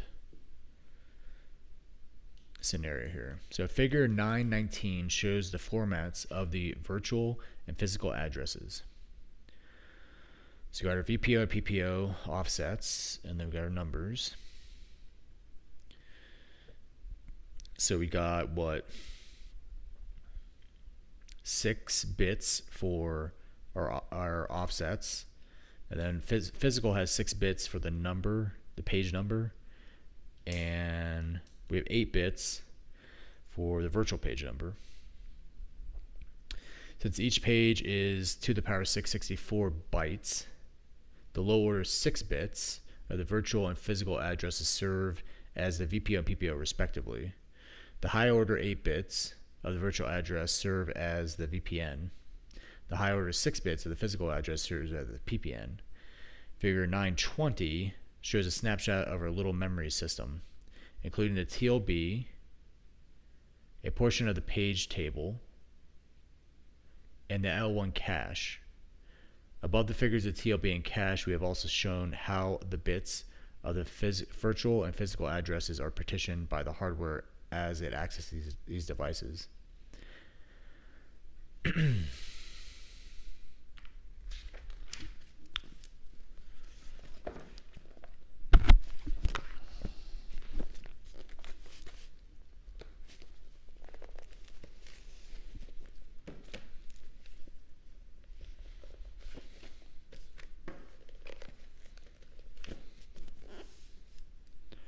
Okay, so we got a little diagram here. So the first is just dividing the virtual address into VPN and VPO, and same thing with the physical address in the middle of the diagram. Sub diagram A is the TLB. So the TLB, it's 4-way associative. So it's 4x4, like I said. So most of these are invalid, but the ones that are valid have the PPN, which is how many bits? PPN is 6 bits. And it's indexed by tag, which is 8 bits. So basically the last 2 bits will never be set, which means that the nibble on the left-hand side of the value of the physical PPN will be limited by, let's say it'd be 1, 2, 3, 3. Yeah, and we see that here. Everything is under 3. So 0, 3, 0, 0, 2. So if that's at 4, then you're going to be setting bits that are unavailable for the PPN. Whereas the actual tag itself, this can go up all the way to F if you wanted to. They don't have any entries like that, but you could. And then we got our page table. So it's 2-level page table. And that means we're dividing our virtual space into 2. So that means a nibble for each, which is why all these are zeros here. He could have even left these zeros off because really you're indexing it by nibble. So the first nibble gets you over to the second nibble, and the 2 combined get you to the physical address. So the first nibble, say we were at like 3 here, then it says go to memory address 2, which is up here, and then offset from that into the second nibble, which would be, say, 0A, in which case 09 would be our address, our physical address. And again, these physical addresses cannot be more than 3. It's important to remember that. And then the last part is the cache. One cache, 16 sets, 4 byte blocks, and it's direct mapped. So we have our set, 16 different sets. Our block size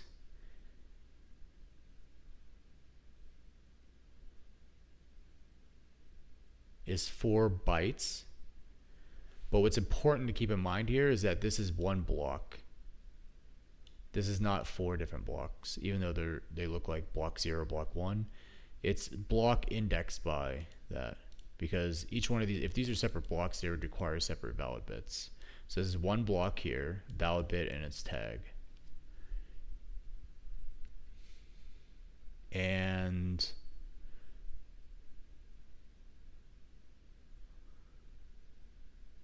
because we store 4 bytes, so 4 bytes represents 8 times 4 bits, so that's 32 bits. No, because it's byte addressable, so it's actually just 2 bits. Yeah, it's 2 bits for the block bits, which means for physical addresses, that means that we have 10 bits to go, which is why the tag would range. Wait a minute, this is a tag and index, yeah. So between the set, which 16 different values, and the tag, which conceivably has 256 different values, together these conceivably have 4, 8, 12 bits, but because we said before we reduced by 2 bits, so this would be equal to 10. 4 of them are here, so that means that 6, we can only have 6 here. That means that these have to be under the value 3 or under the left-hand nibble, which indeed is the case. We couldn't have an F or an E or a 8 or anything on the side. It could be value 1, 2, 3, and that's it. Or 0. 0, 1, 2, 3. Cool. So I think I fully understand this diagram now. So let's continue reading. So the TLB is virtually addressed using the bits of the VPN. Since the TLB has 4 sets and the 2 low order bits of the VPN serve as the index, the remaining 6 high order bits serve as the tag that distinguishes different VPNs that might map to the same TLB set. The page table is a single level design. It is a single level design with, wait a minute. Oh, I thought it was a 2-level design. Okay. Well, I think it works as a 2-level as well. The page table is a single level design with a total of 2 to the power of 8, 206 page table entries. However, we are only interested in the first 16 of these. For convenience, we have labeled each PTE with a VPN that indexes it, but keep in mind that these VPNs are not part of the page table and not stored in memory. Also notice that the PPN of each valid PTE is denoted with a dash to reinforce the idea that whatever bit values might happen to be stored there are not meaningful. The cache, the direct map cache, is addressed by the fields in the physical address. Since each block is 4 bytes, the lower 2 bits of the physical address serve as the block offset.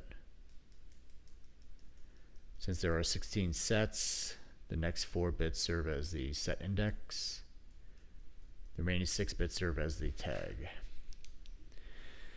Given this initial setup, let's see what happens when the CPU executes a load instruction that reads a byte address at 0x03D4. Recall that our hypothetical CPU reads 1 byte words rather than 4 byte words.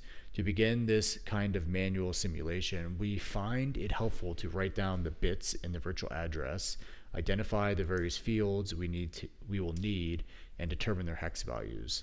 The hardware performs a similar task when it decodes the address. So we got all of our bits laid out, and we divide them into the virtual page offset, which is a physical page offset, and then the virtual page number, which is divided into the TLB index and the TLB tag. To begin, the MMU extracts a VPN from the virtual address and checks with the TLB to see if it has cached a copy of the PTE from the previous memory reference. The TLB extracts the TLB index and TLB tag from the VPN. So if we look at the TLB tag is 3 and the TLB index is 3. So if we look at our TLB state, tag 3, but 0, 1, 2, 3. If we're going left to right, that shows that it's does not exist. It would have to be set 1, and it's set 3. Hits on a valid match in the second entry of set 3. Okay, then it's addressed in reverse. Okay, and it hits on the second entry of set 3. Okay, so it is a hit. It returns a cache PPN to the MMU. Okay, if the TLB had missed, then the MMU would need to fetch the PTE from main memory. However, in this case, we got lucky and the TLB hit. The MMU now has everything it needs to perform the physical address. It does this by concatenating PPN from the page table entry with the VPO from the virtual address, which forms the physical address. Next, the MMU sends a physical address to the cache, which extracts the cache offset, the cache set index, and the cache tag from the physical address.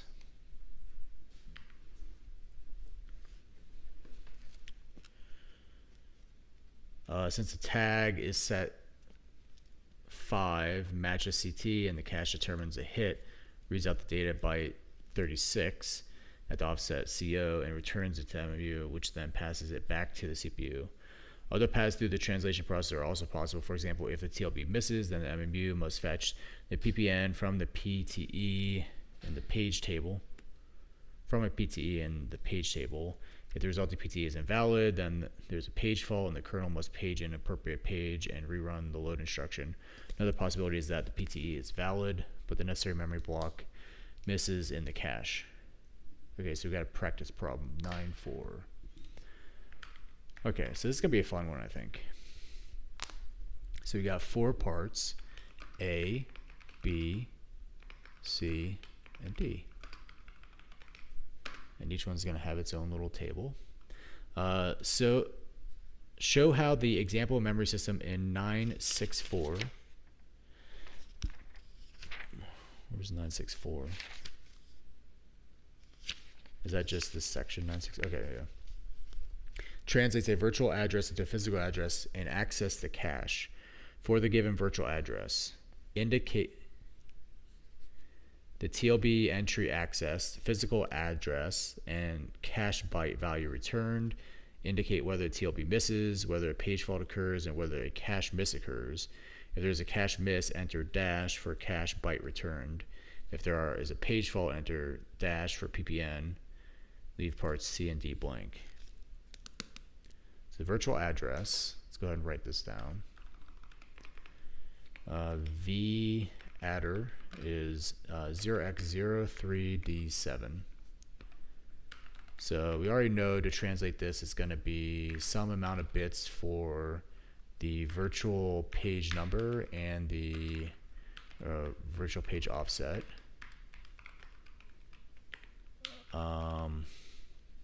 Which we were given previously here. So 1, 2, 3, 4, 5, 6 for the VPO.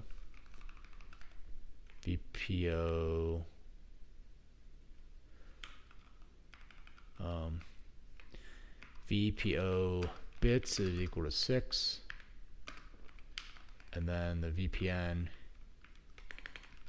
bits are equal to 8.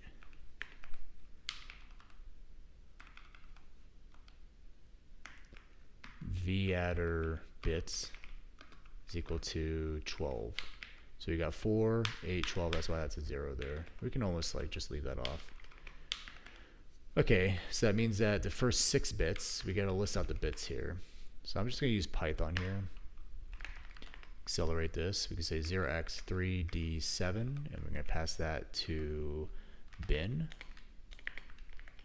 which should give us back the bits. Just going to paste them right here. And these first 6, 3, 4, 5, 6. So that's going to be VPN 1, 2, 3, 4, 5, 6. Because there's, yeah, that makes sense. 1, 2, 3, 4, 5, 6. So VPO is equal to, say VPO slash PPO is going to be equal to this value here, which I'm just going to copy and do hex of 0b that, which give us 17. Yeah, it looks like 17. And the VPN is going to be equal to, it looks like F. Hex of 0b that looks like F. Yeah.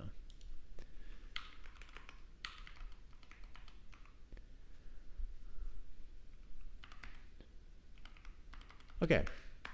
So that splits those things up. So now we have virtual page offset and our virtual page number. So now we need to compute the TLB I and a TLB T based on the virtual page number here. So we have this, and we're going to have the TLBI, sorry, TLBT and the TLBI. TLBI. So it's going to be 2 bits for this, I think, right? How big is a TLBI? It looks like there's 4 sets. Oh, I see how they're doing it now. I see. Okay, the sets go down.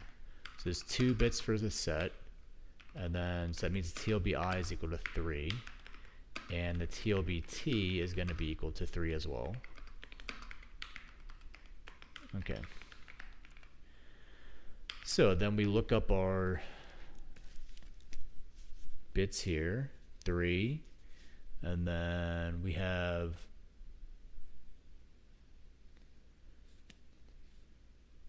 tag is equal to 3 as well. And we do have an entry for that, and it is valid. So 030D1 a TLB entry is tag 03, and the ppn here is going to be equal to 0D, and valid is equal to 1. So that gives us the ppn, the physical page number. So now we can combine that with the virtual page offset to get a physical page number with a physical page offset. So 0D, if I just do bin of 0x0D, it's going to give me 1101. And of course, there's zeros on the left. So 1101. And then the PPO stays the same as the VPO. And then we'll just put them down here as ppn is equal to and PPO is equal to. PPO is course equal to 17, and the ppn is equal to 0D. Okay, so now that we have so this will say just like parse adder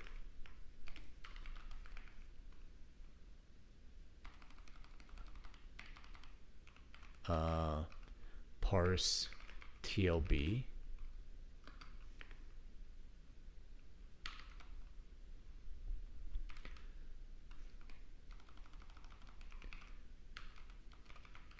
TLB lookup.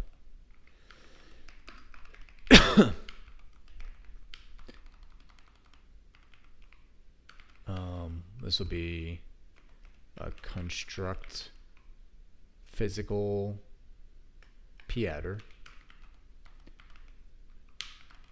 So this is going to be p-adder. P-adder is equal to, if we had the hex of 0B 001101 010111 357,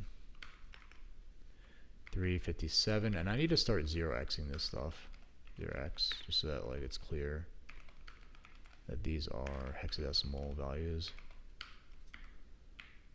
0x 0x.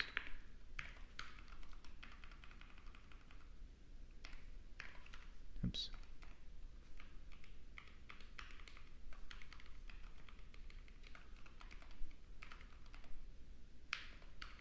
And I think I can, yeah, I'll leave that there. Okay, this will obviously be 0xf 0x17, and then up here these are just bits, and that's an actual adder. Okay, construct p-adder, so I need to fix my little header here. So now that we have a physical adder, we can then load p-adder. So we go out to our L1 cache here. So we're gonna have to do some parsing. So we say parse p-adder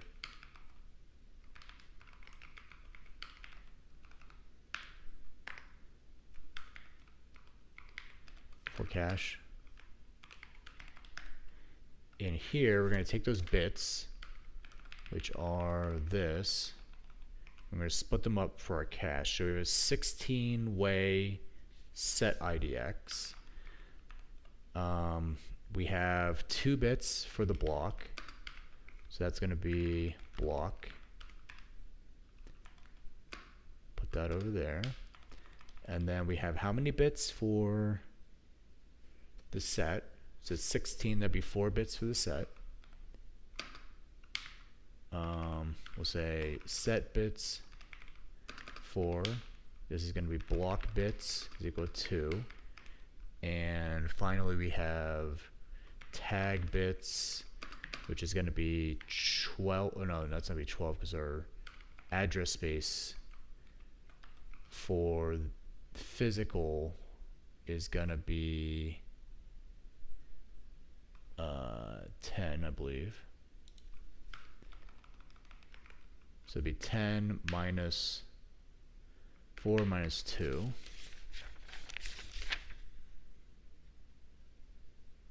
Is it 10 or is it 12? Shit. Oh, I might have fucked this up. Okay, so it's 12 bits for the physical. It's 14 bits for virtual. So I gotta go back and start from the beginning. Okay, so we start with our virtual address. Our virtual address bits are not 12. They are 14. Which means that our VPO is still 6, but our VPN bits are 8. And I knew that because I wrote it down. So maybe I don't need to do all this shit again. 1, 2, 3, 4, 5, 6. 1, 2, 3, 4, 5, 6. It's still 6, but I think it's because it just happens to be, if I do bin of this, copy, sorry, I got an extra 0 there. So that's 4, 4. So we got 0, 1, 1, 1, 0, 1, and then we got 1, 1, 1, 1. Okay, so we're still safe on this, but the VPN needs to have 0, 0 here to be legit. Okay, so we got 1, 2, 3, 4, 5, 6, 7, 8. So our VPO, PPO is still the same. Our VPN is still the same, but we do have a 0 here now because it is 1 byte. So we parse our TLB. Our TLB parse is going to be very different now, or somewhat different, I think. So our TLB is going to be 8 bytes, 2 bytes for the TLBI, which we already got, and then we're going to have 6 bytes here. So it's not much different. It just has some zeros there. So it's still 3 and 3, which is nice. I don't have to change anything. But this would be, I think 0, 3 would be more appropriate for this, because it has some zeros, some actual bits on the left-hand side.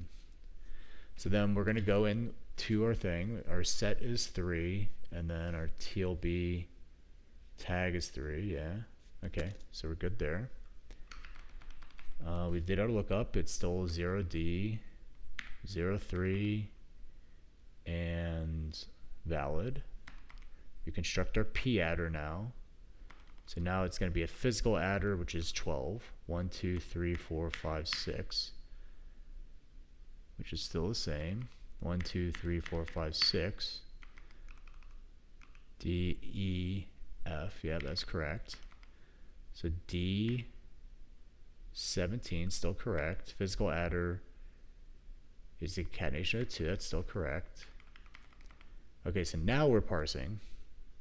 So just minor tweaks. I didn't have to redo everything, but it could have been catastrophic there. So block bits are now 2 for the block, 4 for the set, and then this will be, instead of 10, we have what? 8 plus 6, which is 14. 14 minus 4 minus 2, which is equal to what? 8. So you have an 8-bit tag. So we take our one, wait a minute, no, it's not 14. This is just going to be 12. 12 minus 6, which is equal to 6. Okay, good. So that makes this a little bit easier because here we'll have block. Here we'll have our set. And then here we'll have our tag. Bam. So now we load padder, check cache, check L1,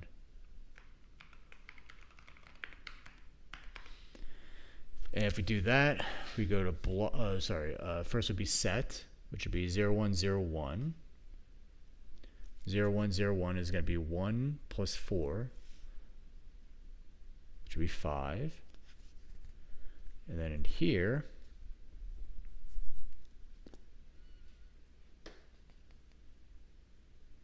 we only have our tag, which is going to be D, which it is present, it is valid.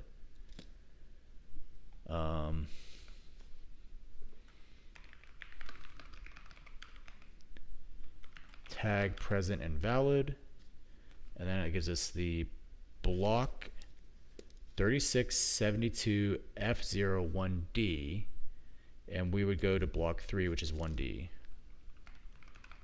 Value is 1D. We'll do 0x here just to make sure it's clear that that's hex.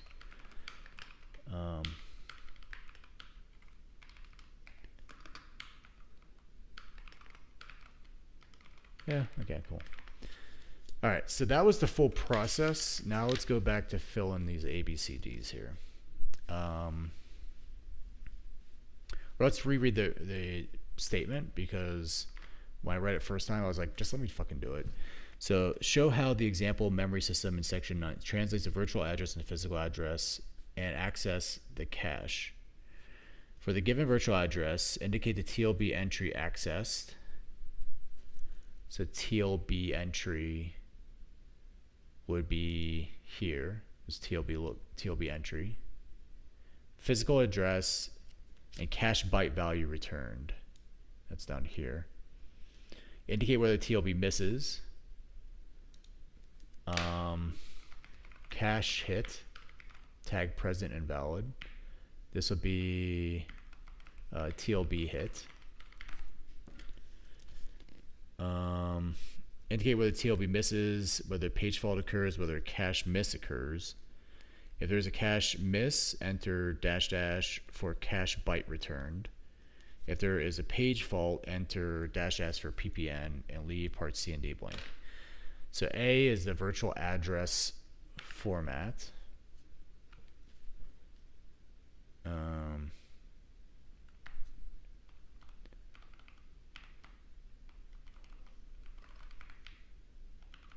So we'll just stick that here.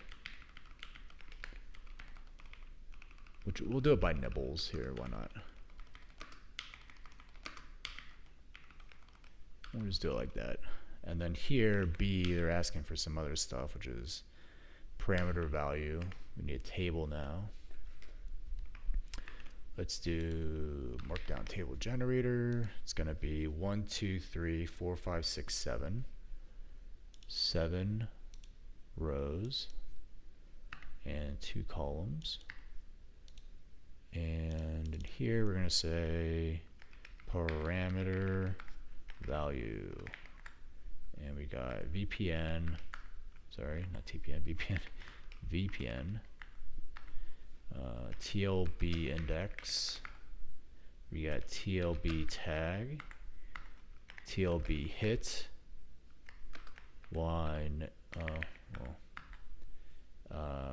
page fault, and then finally PPN. Generates, copy to clipboard, paste it up here, fix this whole column here. So the VPN will be this, which is F. Oops. TLB index 0x3.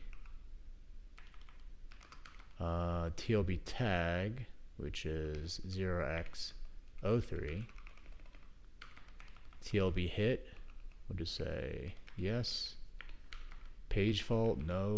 PPN is 0x0D. 0x0D. And then I'm going to put a space here. Delete those and delete these. Yeah, it looks a little bit better. And then maybe we'll put like a space here. Yeah, So align that. Okay, so that's B. What's C? C is physical address format, which will be this. Just go up here, paste that here. We'll break it by nibbles. And then D is going to be another table. Say file, new table. We got 1, 2, 3, 4, 5, 6 by 2. Create. This is going to be parameter value. And we got byte offset. We got cache index, cache tag, cache hit, and cache byte returned. And then we go to generate, and we go to copy to clipboard, go down here, paste that here, byte offset. So you scroll down here, byte offset would be the block, which would be 0x3 if we wanted to hexify it here. The cache index, which would be the set, would be, we got 1, 2, 3, 4, 5. So it'd be 0x5. And then the cache tag would be 2 values here, so we're going to need to say 0x0 something. And that's going to be what? Let's paste that over here, maybe. All right, and that's going to be, let's see, we got 5 plus 8, which would be 9, A, B, C, D, be D. The tag is D. And then let's just do the lookup again. I want to validate just to make sure that I got that correct. So we got byte offsets. We don't care about that right now. We want cache index 5. Yep, we're there. And then we want tag 0D. Yep, we're there. And then we want valid bit set. And then we want cache byte returned is going to be based on the block offset 0, 1, 2, 3, 1D. Yep. Okay. 0x1D. And then this will be a yes. Okay. Let's go ahead and check our answers. That was a fun little exercise. I think I fully understand what's going on there. Did I lose my bookmark? Yeah. Okay, we gotta flip through here. We still got a long ways to go because there's a lot of good stuff in the second half here. What happened to my bookmark? Oh, it fell down here. Ugh. Hey, competitive programming? No, I'm doing learning for virtual memory. I'm reading this book, Computer Systems: A Programmer's Perspective. Sorry, I missed your chat there. Kind of laser focused on this stuff. Let's see here. 9.3. That's homework problems. Here we go. Solutions. You need to understand this kind of problem well in order to fully grasp translation. Here's how to solve the first cell problem. We're given. No, that's 9.3. We're on 9.4. Okay. Doing a few of these manual simulations is a great way to firm up your understanding of address translation. You might find it helpful to write out all the bits in the address and then draw boxes around the different bit fields such as VPN, TLBI, and so on. In this particular problem, there is no misses of any kind. The TLB has a copy of the page table entry, and the cache has a copy of the requested data words. See problems 9, 11, 12, and 13 for some different combinations of hits and misses.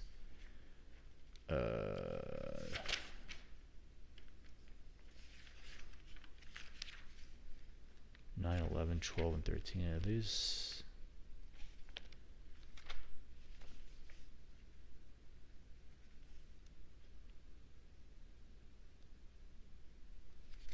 Wait a minute, are those actual?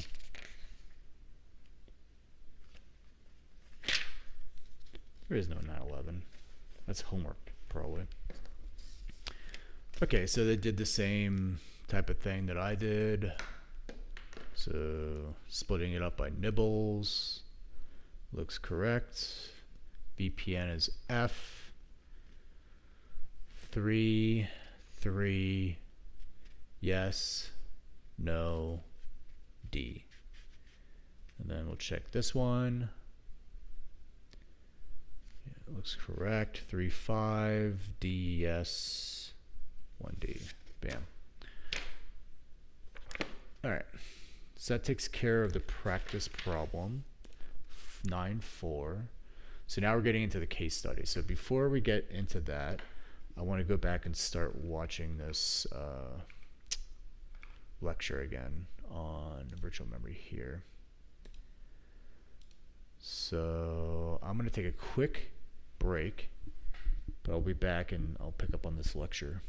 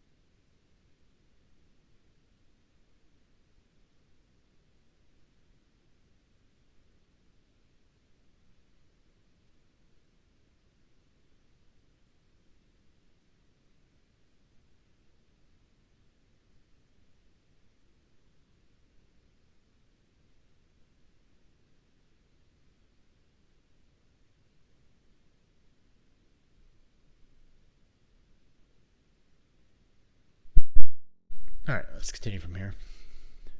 The second thing is it greatly simplifies memory management. So we saw every process has the same view, right? There's code loaded. Code and data are always loaded at the same address. The stack is at the top of the address space. So and every process has the same similar-looking virtual address space. But in actuality, that the memory that corresponds to those addresses is actually scattered all over main memory. Right? Okay, so that's a really important benefit of virtual memory. And then finally, it allows us to protect accesses. So remember, we had two. We saw that a process provides this separate address space that's protected from accesses by other processes. Okay, so virtual memory allows us to create these separate protected private address spaces. Okay, and so what we'll do today, we'll look in more detail at these three ideas, and then we'll go into the specifics of address translation. So I'm going to, for the first part of this lecture, we're going to talk about address translation just in kind of high-level terms, but then we'll go into the details at the end. You can see how it really works. Okay, so let's look at VM as a tool for caching. So conceptually, you can think of your virtual memory as a sequence of bytes stored on disk. Okay, and then the contents of that virtual memory stored on disk are cached in DRAM. Okay, so think of the DRAM as a cache for this array of contiguous bytes stored on the disk. And just like any cache, the data is broken up into blocks. Okay, and then we have so here we have and those blocks for virtual memory systems are called pages. They're typically much larger than the cache blocks that we studied on. So it's 4K bytes typically instead of the 64 bytes that we learned about when we studied cache memories. So this virtual memory, conceptually, you can think of it as being a sequence of pages stored on the disk, so-called virtual pages. And each of these pages we'll identify with a number. So here's virtual page 0, virtual page 1. And then a subset of those pages are stored in the physical memory, in the physical DRAM memory.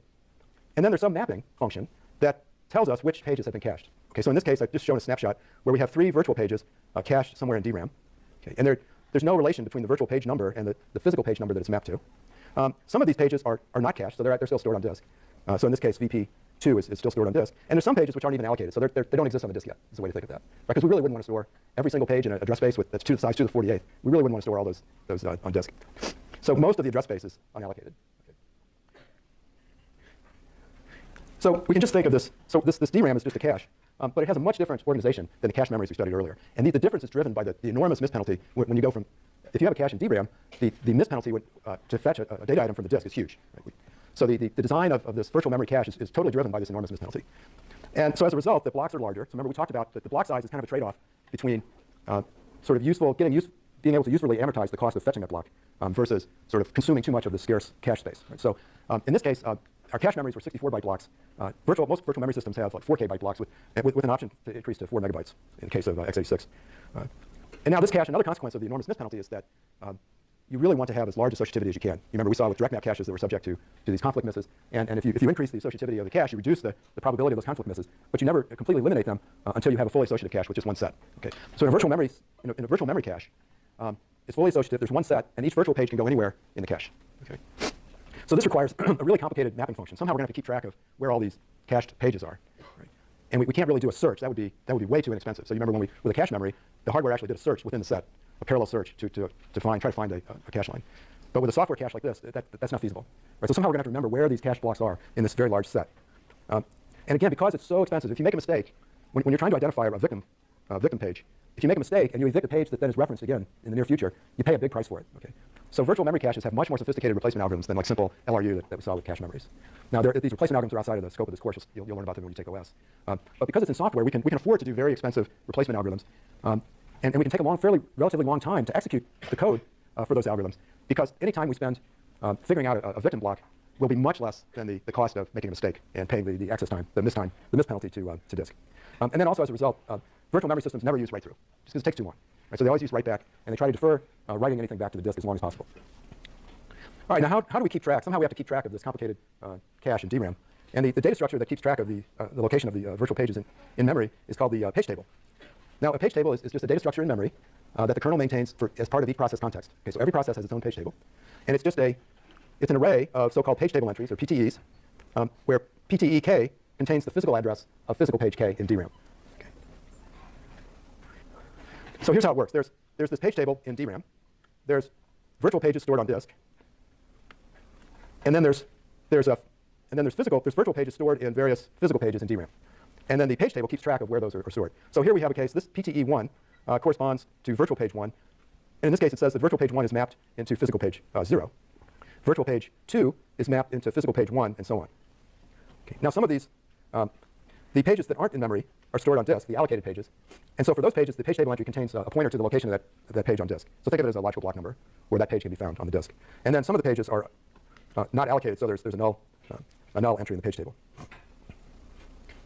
Now, a page hit, so this is just a cache, right? So we have hits and misses. So a page hit occurs when there's a reference to a word in the virtual address space that's contained in a page that's cached in the DRAM.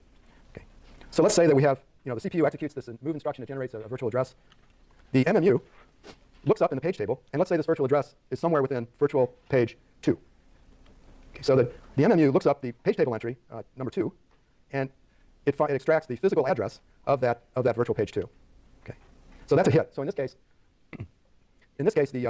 the page is in memory, it's cached in memory, and so we have a hit, and now the memory can return that physical address to the MMU. Okay. Now, a miss is a reference to a word that's not cached in physical memory. So in this case, virtual page 0, 1, 2, 3 is not cached in DRAM. It's stored on the disk. So now that triggers an exception, a page fault exception in the hardware. The hardware triggers the exception, and that causes a transfer of control to a chunk of code in the kernel called the page fault handler, which then selects a victim to be evicted, in this case, virtual page 4. And it fetches virtual page 3 from the disk, loads it up into memory, and then changes and then updates this page table entry to reflect the fact that virtual page 4 is now stored on disk. And if virtual page 4 had been modified at any time, it would have to write the contents of that to disk as well.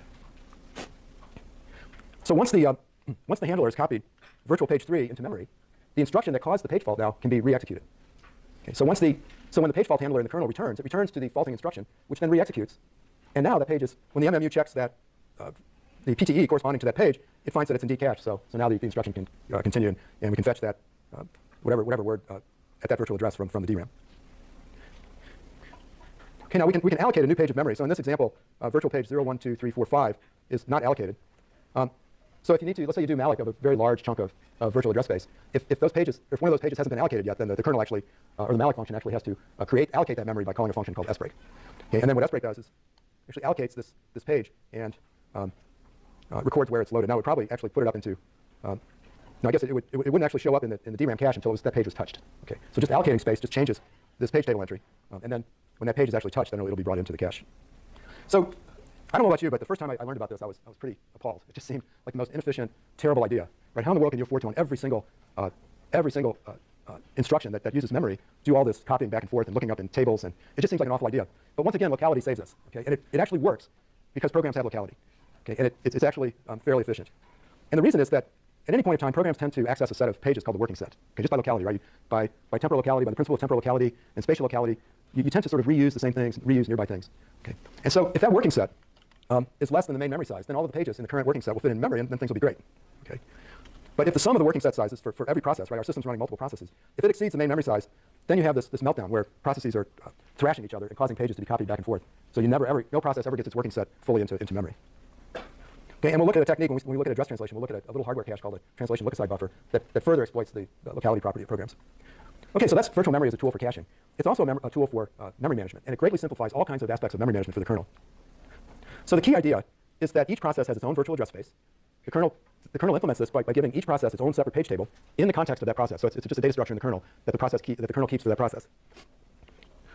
And the page table for each process maps the virtual address space for that process. Now, what's interesting, so you have these pages, contiguous pages in the virtual address space, can be mapped anywhere in the DRAM, in the physical address space. So, and they can be scattered all over the place. And different virtual pages in different processes can be mapped to different physical pages. So here we have virtual page 1, which is mapped to physical page 2 in process 1. But in process 2, virtual page 1 is mapped to physical page 8.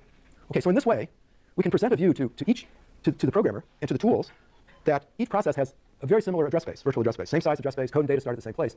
But then the actual pages that process used can be scattered in memory. Okay. And then it gives us the most efficient way to use the memory. Okay. If we didn't have this mechanism, think about how would you keep track? Let's say you had 50 processes running on the machine at any point in time. How in the world would you keep track of where all of the data those processes were using? Well, one technique that you could imagine, in fact, it was used in the bad old days before virtual memory. One thing you can imagine is that just give every process its own chunk of the physical address space. Just take your physical address space, partition it, and then each process loads and runs in its own part of the address space. Well, this has all kinds of problems, right? I mean, you could, what do you do if you add a process? So you really can't partition the address space. You really have to sort of say, well, each process gets some little chunk, and I'm going to reserve some of the address space in case there's new processes that need memory. Another problem is that now you have to write your programs. You can't just link your program ahead of time because it has to be relocated when it's loaded, right? Because a process, you don't know where in the memory it's going to go. It's going to get some chunk. So you have to either relocate all the references, the references to global symbols when it's actually loaded, or you have to create a system where all of the instructions are relative. So there's no absolute addresses. All addresses are relative to, say, the start of the program, something like that. So anyway, all of these things are just terribly complicated, and they're all solved beautifully by virtual memory.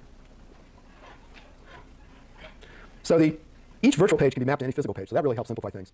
And even at different times, the same virtual page can be stored in different physical pages at different times. Right? So if a page, for a while, it might be cached in one physical page, then it gets swapped out, and the next time it's referenced, it can get cached in a different physical page if it's no longer available. Right? So it provides sort of the most flexible scheduling freedom in the way that we manage the memory. And it also provides this really neat capability where you can map virtual pages to the same physical page. So this is a very simple, straightforward way for multiple processes to share certain code or data. Okay? And what you do is the page table entry in these different processes just points to the same physical page. So in this case, virtual page 2 points to physical page 6 in each of the page tables for process 1 and process 2. So this is how shared libraries are implemented. Right? So libc is the same code for every process running on the system. So libc just needs to be loaded once into physical memory, and then processes that want to access functions and data in libc just map the pages in their virtual address space to the physical pages where libc is actually loaded. Okay, so now there's only one copy of libc everywhere in the system, but every process thinks it's got its own copy. Now this virtual memory using virtual memory to help simplify memory management greatly simplifies linking and loading. Okay, for the reasons I mentioned before, linkers now can assume that every program is going to be loaded at exactly the same place. So the linker knows ahead of time where everything's going to be, right? And then it can relocate all those references accordingly. Now it really makes loading simple. So execve, the loader, if you want to load a program now, execve looks at the ELF binary, the executable binary. Okay, it sees it identifies how big the code and the data sections in that binary are. It allocates virtual memory starting at a fixed address for the code and data. Okay. It creates PTEs for them and marks each of them as invalid. Okay, so each PTE contains a valid mapping. So each PTE that's mapped to code and data contains a valid physical page number. But then it does this trick of setting the valid bit to 0. So when the MMU encounters a PTE whose valid bit is 0, it triggers a page fault. Right? It looks as though that page has not been initialized yet. So it's kind of a trick. Right? And then that triggers a page fault to the kernel. And then the kernel can then copy that page into physical memory. Okay, so the loading, actually programs and data they're not loaded, they're not just like copied into memory. It happens as a result of page faults. It happens as a result of misses. And it's deferred until a byte in that page is accessed. Okay, so this is called demand paging. Okay. But it's really just like any of the other caches we've looked at, right? You don't load a block into the cache until a word within that block is accessed. Okay. So loading is a very efficient mechanism, right? Because you may have a program that contains a huge array, a large array, but you're only accessing a portion of that array. So that entire array won't actually be allocated. The pages will only come into DRAM when a word within that page is touched. So if you're only accessing a portion of this extremely large array, only the data that you access gets loaded and used. Right? So it's a very, very smart mechanism and extremely helpful for allowing us to use this precious memory resource. Okay, so the third motivation for virtual memory is that it helps us protect portions of memory. So you recall that our processes, portions of our virtual address space are read-only, like the code section. Okay? And there are other portions of the address space that can only be executed by the kernel. Okay? So on systems like x86-64, it's a 64-bit system, so the pointers and addresses are 64 bits. But in actuality, the real virtual address space is 48 bits. Okay, so it's 2 to the 48th. And then the higher order bits after bit 48 are either all zeros or all ones. Okay, so that's sort of Intel's rule. Okay, and so the addresses where the high order bits are all ones are reserved for the kernel's code and the kernel's data. Okay, the addresses where all the bits are zero are reserved for user code. Okay, so any address that contains all ones in those high order bits is by definition either code or data in the kernel. And so you can add bits to the PTE that specify whether certain virtual pages can be accessed by user code or if they have to be accessed by the. So that's something I just learned. I was aware that there is an address space well above the 48 bits that you use for user space, and that was used by the kernel, but I wasn't aware that it was only valid for all ones and all zeros in those high order, what it would be 16 bits. They have to be all zeros or all ones. So if we cat out something like proc $$ maps, so we can see all these ranges here. This is v syscall. You can see those are all ones in the high order bits. But what I want to do is take the stack address. So this is the stack has a low address and a high address here, and it's random. But if we take this and we go into Python and we say, hey, there's a 0x hex value. We want the bin of that. And then we want to strip off from, from 1, 2 onward. So that'll give us the number of bits. And then if we just count the length of this will be how many bits are in this particular address. So that's 47. So he's at 2 to the power 48, which means that 7, so that'd be 1, 3, 5. Let's see, 1, 3, 7. Sorry, 1, 3, 7. 1, 3, 7. That means that we could have 7 plus 8. That seems wrong.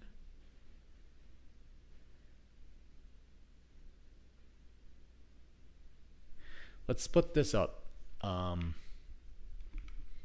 So if we did this again as hex of 0b this, 0b this, so that gives us, that recovers the address, which is 9.4.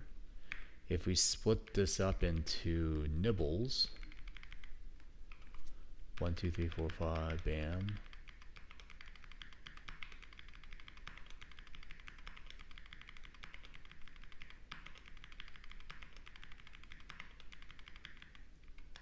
So that would be where the 0 is missing. So I guess we could have 16 there, which would be F, or sorry, 15, which would be F. So this doesn't have to be a 7. It looks like we're really only using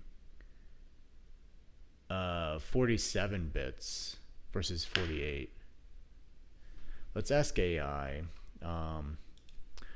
On Linux, how many bits, on Linux AMD 64, how many bits of the virtual address space are used by regular user space programs?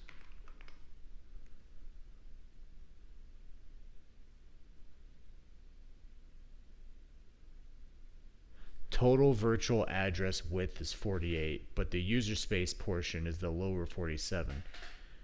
Kernel space is the upper half.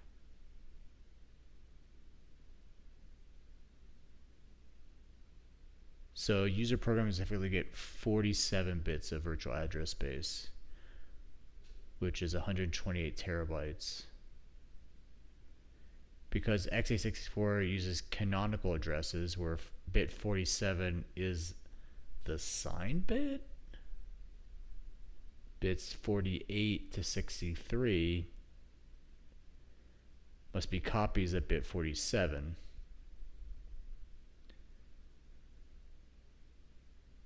This splits the space into two. Lower canonical half is user space, upper canonical half is.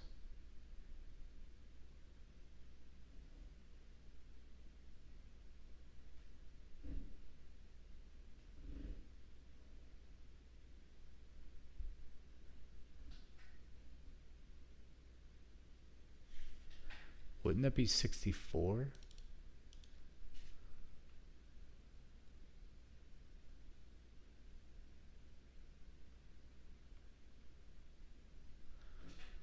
Well, that's why all the F's are here. So this vsyscall going from 6 up to there.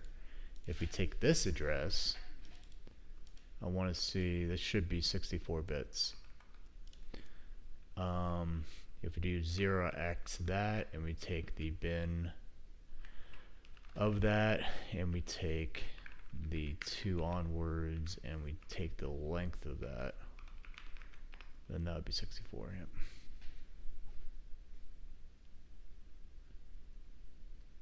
Okay, cool. And you can also add bits that control whether that page can be read, written, or executed. Okay, so this execute bit is new with x86-64. It didn't exist in 32-bit x86 systems.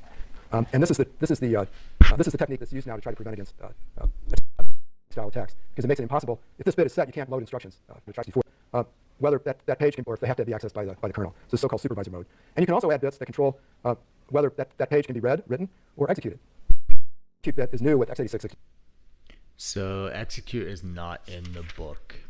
So it's in their slides, but I didn't see the execute protection when we went over that in the book here. Yeah, they just have supervisor, read and write. They don't have execute in their diagram. x86 systems. And this is the technique that's used now to try to prevent against attack lab code injection style attacks, because it makes it impossible. If this bit is set, you can't load instructions from any byte within that page.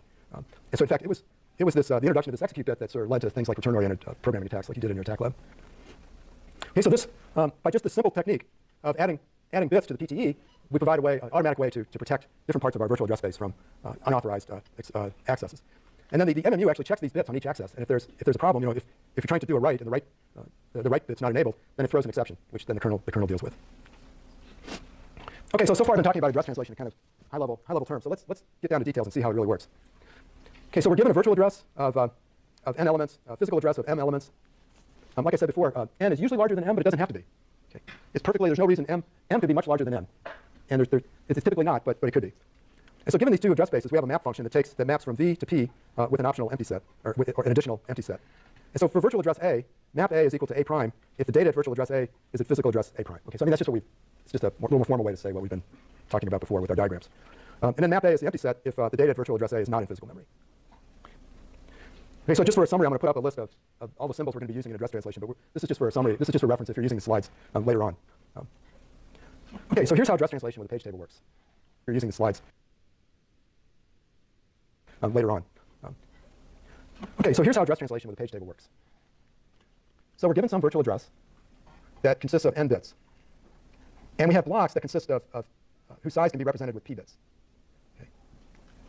So think about this now. So this is very similar to what we looked at when we did caching, the address bits for a cache. So these first p bits correspond to the page offset. So this is analogous to the blocks offsets that we saw with caches. And then the remaining bits correspond to the virtual page number. So remember, this is fully associative, right? So there's only one set. So in a fully associative cache, everything after the block offset is tagged. So think of this as like a tag. This is what uniquely identifies this block. And in virtual memory parlance, we refer to it as a virtual page number. Now, the beginning of the page table is pointed to by this page table base register. On Intel systems, it's called CR3, control register 3. But this register contains the physical address of the page table in memory. Okay. the beginning of that. And so when the CPU presents a virtual address to the MMU, it takes the virtual page number and uses that as an index into the page table. Okay. And that identifies a page table entry, which contains, if this is mapped into memory, contains the physical address of the corresponding physical page. Okay. So the whole purpose of address translation is to come up. You're given a virtual address, and you want to come up with a corresponding physical address. Okay. So the physical address, the physical page number portion of the physical address comes out of the page table entry. And this is interesting. The physical page offset portion of the physical address comes out of the virtual page offset, and those bits are identical. Okay, so now you should convince yourself that this is true, right? The offset in a virtual block is going to be the same as the offset in a physical block. Right? They're the same size blocks, and you can also see why this virtual page number identifies the page number in the page table. So imagine a virtual address that's all zeros. Okay, all zeros. So it's virtual address 0. And now that will have a virtual page number of 0, and the byte at that address will be at offset 0. Okay. Now increment by 1, virtual address 1. So that'll be an offset of 1, and it'll be in the same virtual page of 0. Right? Now keep incrementing until all of the bits in the virtual page offset are 1s, and the virtual page number is 0. Okay, so this is the last byte in that virtual page 0. Now increment one more time. The 1 bit carries over to the virtual page number, so now we go to the next virtual page, and it's at an offset of 0. Okay, so can you see it's sort of obvious when you think about it like that. You know why we can just take these bits after the virtual page offset and use them to uniquely identify what virtual page we're working with. Okay, so let's see how a hit works in the system in more detail.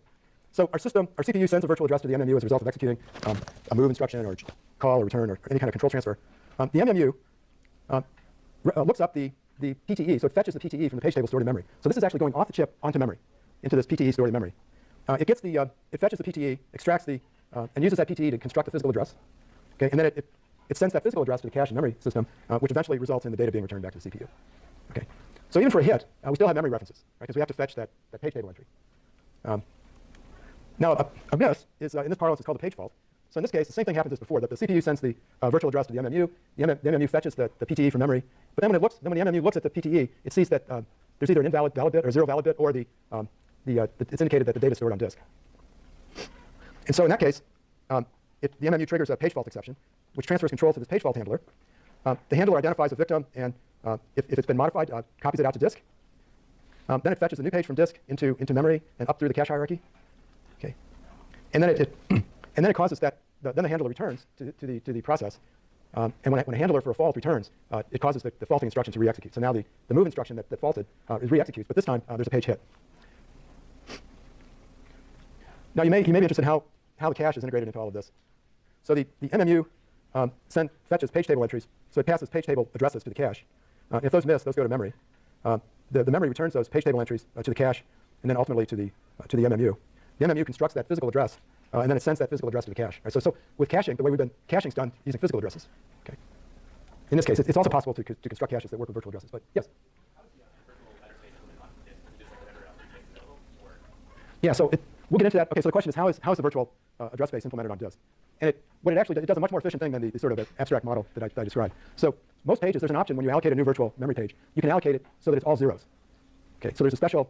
You can say I want to allocate a page of all zeros. In that case, that page doesn't need to ever get stored on disk. Right? It's just the memory. It's as though it was created on disk and then loaded into memory. So those pages that are all zeros don't exist on disk. When pages are modified, it's a little more.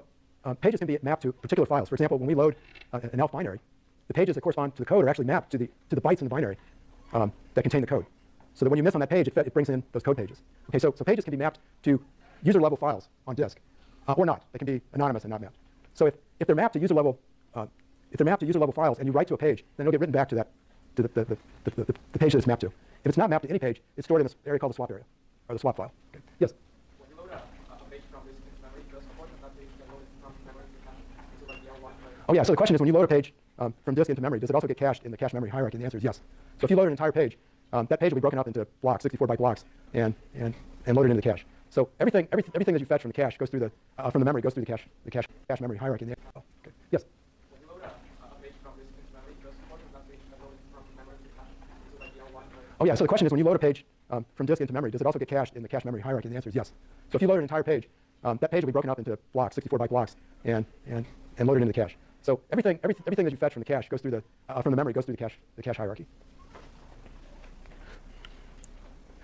Okay, so I claim that virtual memory works because of locality, and that's true. But if we still had to fetch, if every time we had a miss we still had to go to memory, it would be too inefficient. Okay, so the MMU speeds up this translation process by caching page table entries in a hardware cache within the MMU called the translation look-aside buffer, or TLB. So the TLB is a hardware cache that caches PTEs, page table entries. And it contains a cache of most recently, it's just like any other cache. So it contains a cache of the most recently used page table entries. And so the MMU, remember, the unique part of a virtual address that defines a virtual page is the virtual page number bits. Okay, so the TLB uses the VPN portion of the virtual address to access it. And so that just like any other set, it has a set of set index bits, which are just determined by how many entries or how many sets the TLB has, and it has a tag for the remaining bits to disambiguate any cache lines or PTEs that map to the same set.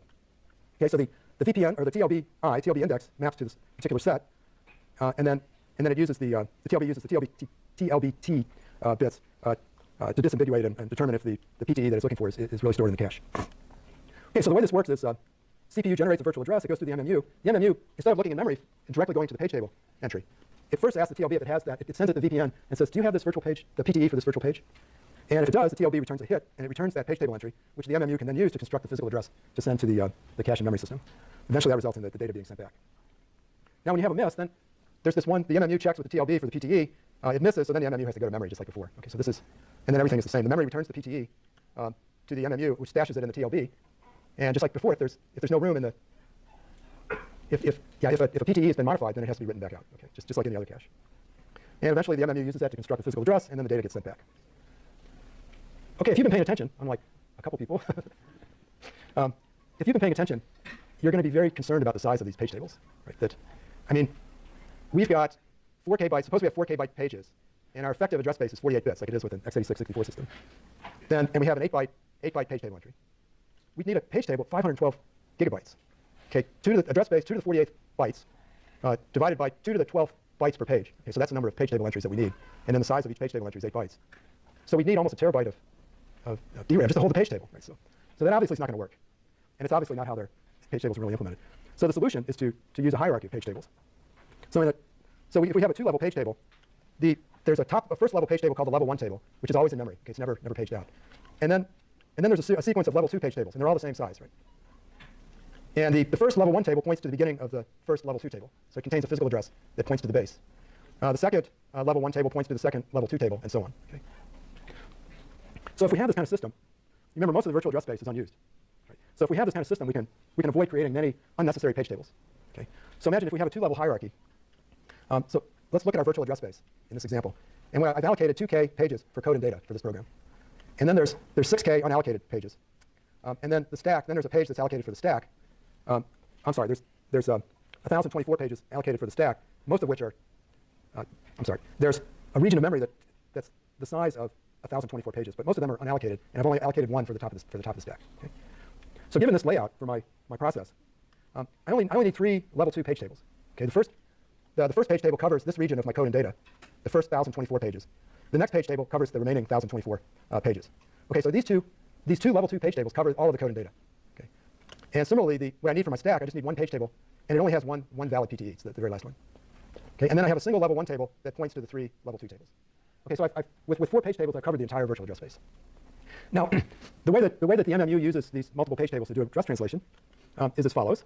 We have the virtual page offset, which consists of the first P bits. And then the VPN, the remaining bits, the VPN, for a K-level page table are broken up into K sub-VPNs. Okay. And each is the same size. And so now in this system, the upper VPN1, which consists of the uppermost bits of the VPN, are an offset into the level 1 table, which is, as before, is pointed to by the page table base register. Okay, so VP1 is the index into the level 1 page table. Remember, the level 1 page table points to the address of the level 2, an entry, a PTE in the level 1 table points to the address of some level 2 page table, or contains the address of some level 2 page table. So that points to the base of this level 2 page table, and then the VPN2 bits are used as an index into that level 2 table, right, and so on. Okay. So eventually, you get a PTE in the level K-1 table points to the beginning of the level K page table, and VPNK points to an offset within that table, which finally contains the physical address of the page that we want to access. Okay, and then that physical address is used to form the PPN portion of the physical address. And just like before, the virtual page offset is just copied directly unchanged to the physical page offset. So is that clear to everybody? Yes, question? So does that mean that the number of levels will always be a power of 2, and it cannot be more than 6 levels? Let's see, is it always a power of 2? Yes, at least. And it's defined by the architecture. So for Intel, it's a 4-level system. Now, why would it be, and then will it always be less than 6? Right, because 2 is 64. Oh, okay, but if it's a 64-bit system, yeah. Yeah, there's only, the block size is fixed. right? So that there's 12 bits here. 2 to the 12th is 4K. So the remaining, you actually have 48 bits to play with. Right? So the remaining 48 bits could, that's right. So if it was 4, if it was 8, it would be 6. So you're right. In this game, it could be almost 6. Turns out in practice, it's set at 4. And there's a question over here. Yeah, I don't understand what the point is. Like, how does it say you in space as opposed to having the one page? Have it like this multi-level system? Right. Oh, okay. So the question is, yeah, the question is how does it save you space? So the reason it saves you space is, you go back to this other figure. Maybe I didn't explain this well enough.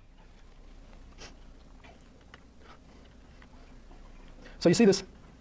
Okay,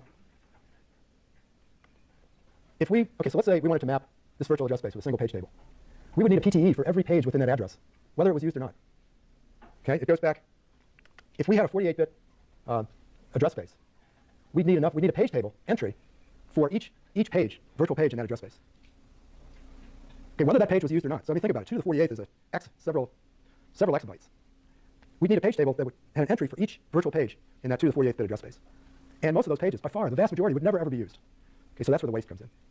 Okay, so here, with a multi-level page system, with this multi-level scheme, you only need to generate, in this case, these level 2, if it's a 2-level system, you only need to generate level 2 page tables, enough level 2 pages to cover the portion of the virtual address space that you're actually using. Okay, and that portion of the virtual address space that you're not using, like this gap right here, there's no need to have a page table. Is that clear? That's a really good, important question, but you look unconvinced. Would you ever have to, like, so instead of PTs use separate, would you ever have to, like, allocate those if you need to make another, like, table? Well, yeah, you still need a page table that has, let's say in this case, there's 4K byte pages, 4 byte PTEs, so there's 1K.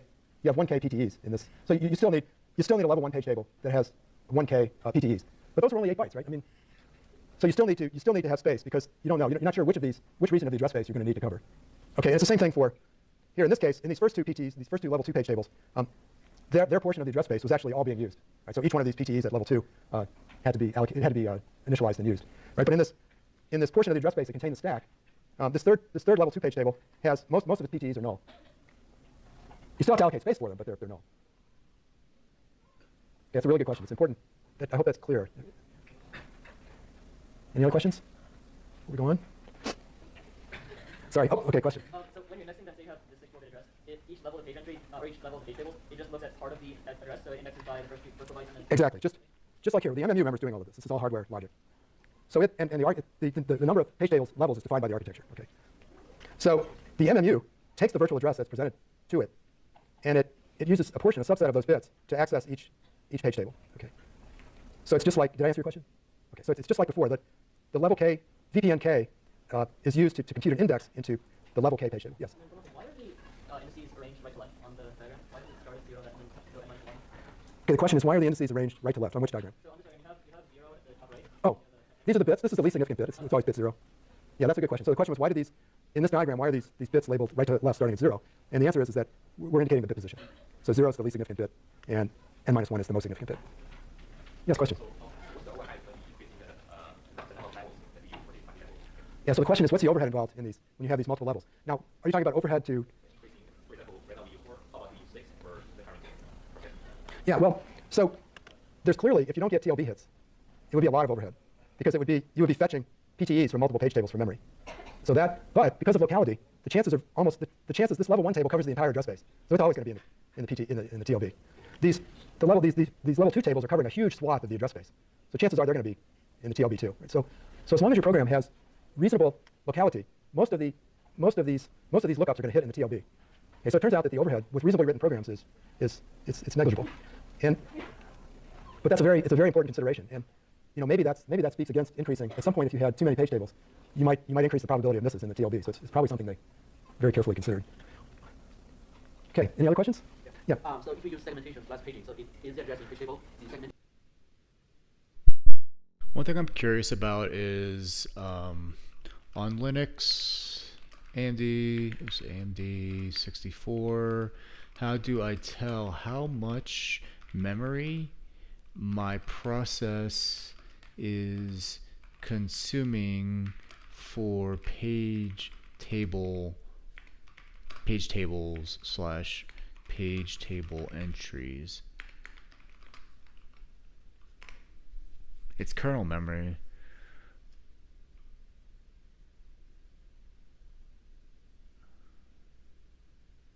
So you can say cat out the status, proc status, and VMPTE, which is virtual memory page table entry.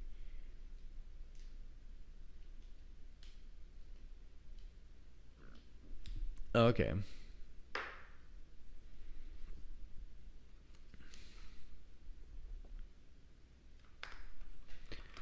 Cat proc status. Yep.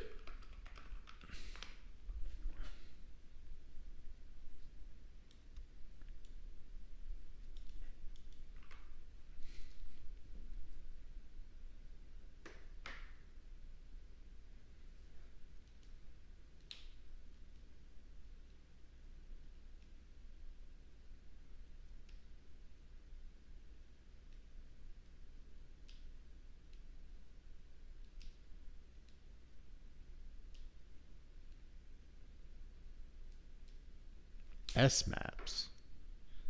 I never used that before. Cat proc pid S maps.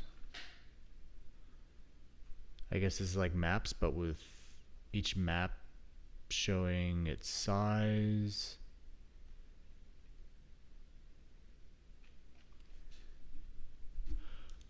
And other information. And we're looking for,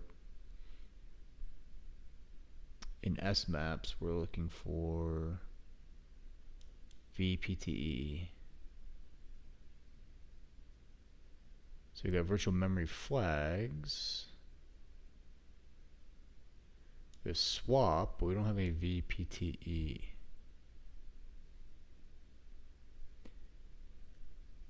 BMPTE.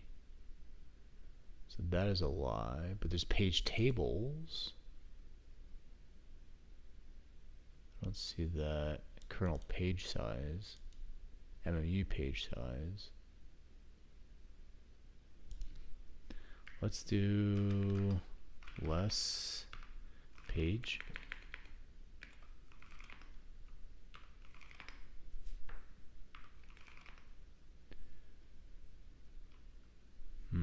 Okay. And then there's a proc pid S maps roll up.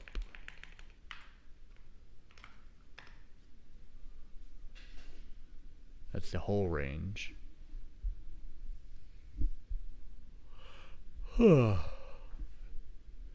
Is it the whole range? I would expect it to have a lower starting address. Oh, because the lower addresses are shared? Maybe? I don't know.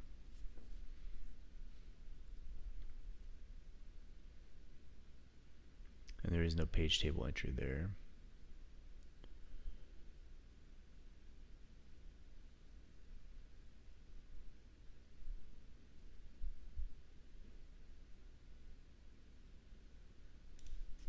And then if we want to cat out proc mem info, it's a less page. So the total amount of space taken up by all page tables is 45K? That can't be right.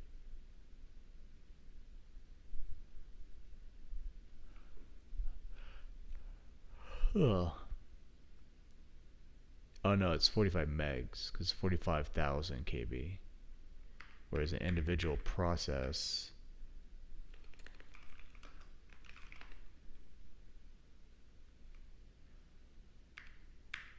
let's go back to status. Could be like 68 KB. So it's basically 1,000 to the power of 10 greater for the entire system. So a couple megs. Usually there's a couple megs for page tables. Oh boy. The question was, how does segmentation fit into this? And we're not going to go there. So in earlier Intel systems, such as the actually the first Intel system I programmed was a 286. Was it 286? No, it was the 8086. Anyway, earlier Intel systems had 16-bit addresses, which is tiny, right? It's only 2 to the 16th for your address space. And so as a hack, to try to increase the effective size of this address space, they introduced the notion of segmentation. And so there were there were registers, segment registers that contained four bits that could be applied to the address. So an address was the combination of the segment. No, it's more than. Yeah, the segment formed. The address then was a combination of the segment bits plus the address. So you could use the segment bits to create an offset. So it was effectively a 2 to the 20 bit address space. But you can only access it in 2 to the 16 chunks, right? So the segment would determine an offset into this 20 bit address space, and then from that you could address 16 bits. So it was this very unsatisfying, devilishly hard to program thing, and only access 16-bit chunks at a time. So anyway, a few years later they came to their senses and just created a real virtual memory system with linear address spaces. But really,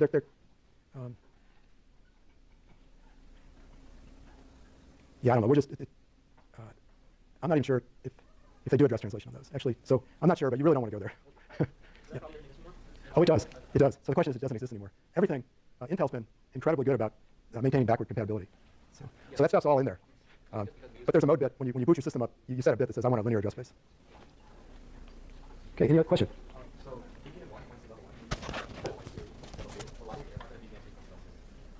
Oh, no, VPN2 is the offset.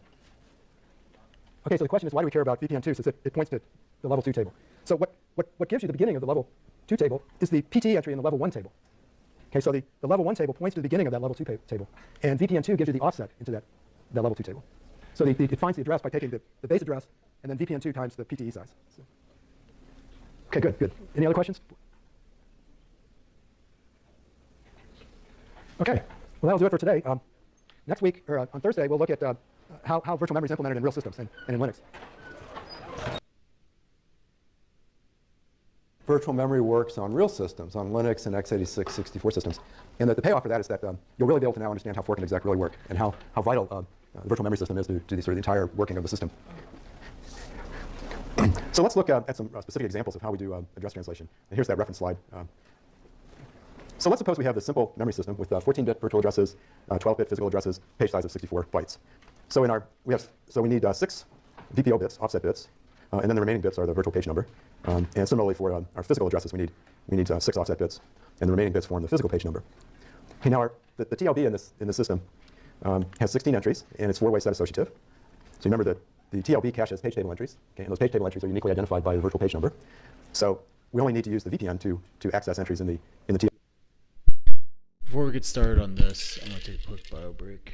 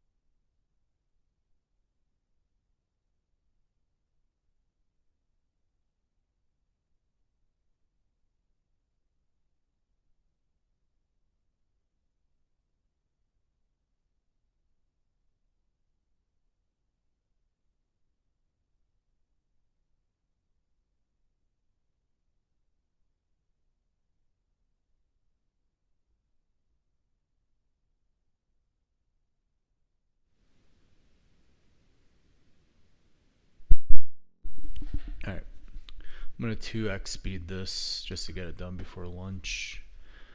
Might have to slow it down in parts though. 4-way set associative, so there's a total of 4 sets. And so we use the 2 lower order bits in the VPN as the index, and then the remaining bits, just like any other cache, are the tag bits. Okay, and then we've initialized this with some various values. Now notice that the actual contents of the TLB are in this region here, right? So the set, this is just to help identify what set. There's no entry called set with a value of 0, right? We're just identifying that we're just explicitly listing the index. And so each of our entries in the TLB consists of this tag, and if the TLB entry is valid, a physical page number. Okay.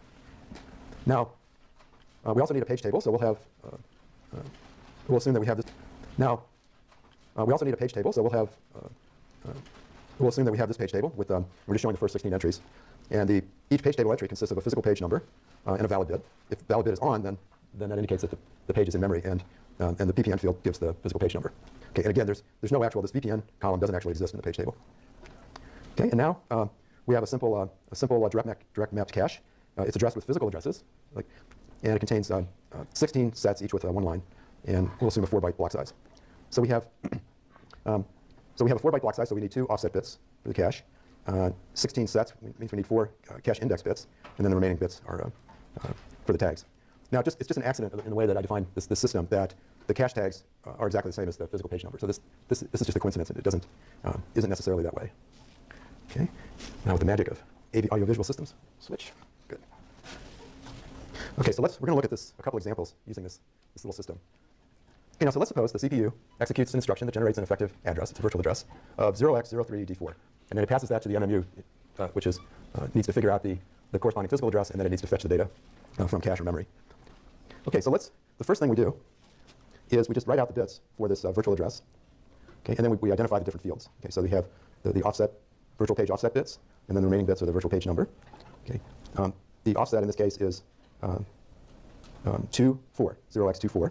The VPN is F, and then we have the 2 TLBI bits, which are 1, 1, so 3, and then we have the tag bits, which are also equal to 3.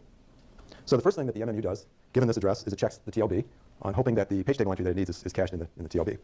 So it extracts the index bits, 3, and that gives us, so now that says that if this page table entry is in the TLB, it's going to be in set 3. Okay, so we go to set 3, and now we're looking for an entry in set 3 with a tag of 3. Okay, so we go across this one. There's 4 entries in this. Here's an entry with a tag of 7, so that's not it, and plus the valid bit 0. Here's an entry with a tag of 3 and a valid bit of 1. So we lucked out the page table entries in the TLB, and so the TLB returns the value, the physical page number, which is 0D, back to the MMU, which can now construct the physical address. So it constructs that physical address, PA, by directly copying the VPO bits to the PPO bits. Okay, right? As we discussed the last time, the virtual page offset is always identical to the physical page offset because the block sizes in the virtual address space and the physical address space are the same size. Okay, so we get the low order PPO bits, and then the physical page number, which comes from the PTE that's cached in the TLB, is 0xD, and so that forms the PPN bits of the physical address. So these now constitute our physical address. So now the next step, once we have the physical address, is to send that to the cache and ask the cache to return the value at that address. Okay. And in this case, we're just doing 1 byte accesses. Okay. So we're asking the cache to return the byte that's at this physical address. Okay. So the cache, of course, it first checks to see if the byte that's requested is contained in some block in the cache. Okay. So it takes and it extracts the cache index bits, okay, which is 0, 0, 1, 0, 1, so 5. And so if this byte that's being requested is in the cache, it's going to be in set 5. So we go to set 5, and then we're looking for a tag of 0xD. And lo and behold, we have a matching tag and a matching valid bit. So the line that we requested is in the cache, and the word that we requested is at offset 2. Okay, so we go to so this is offset 1, this is offset 2. Oh no, I'm sorry.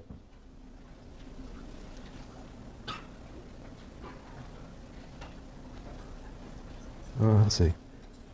Oh, I'm sorry. It's at. I was getting confused. These are the index bits. So the offset is actually 0. This is our physical address. Okay, and the value of that offset is 0. So we're asking for in the 5th set, we're asking for the byte at offset 0, and that's 0x36. So we have a hit. The cache returns that byte back to the MMU, which passes it back to the processor, which stores it in a register, most likely. Okay, so let's look at another example. And I've recorded these here for you if you want to go back and look at them. Let's look at another example. So this time, the CPU sends a virtual address of 0x0020 to the MMU. Okay, and so if we write out the bits for that virtual address, we get this result, and then we mark off the virtual page offset, the virtual page number, and the TLB index, low order bits of the virtual page number, and then the tag for the TLBT. So as step 1, same as before, check with the TLB. Let's see if that page table entry is in the TLBT, in the TLB. So we're asking in this case, this set, if this page table entry is in the TLB, it'll be in set 0, okay, and it'll have a tag of 0. So we look in set 0 for a tag of 0. Now this doesn't match 03. Here's 09. That doesn't match. 0, 0 matches, but the valid bit's 0. So this isn't a valid entry. It's just a coincidence that this tag was 0. So this is a TLB miss. Okay, so that's a bummer because now we have to go off the chip and make an expensive memory access to read that page table entry from the page table. So now we have to check with the page table.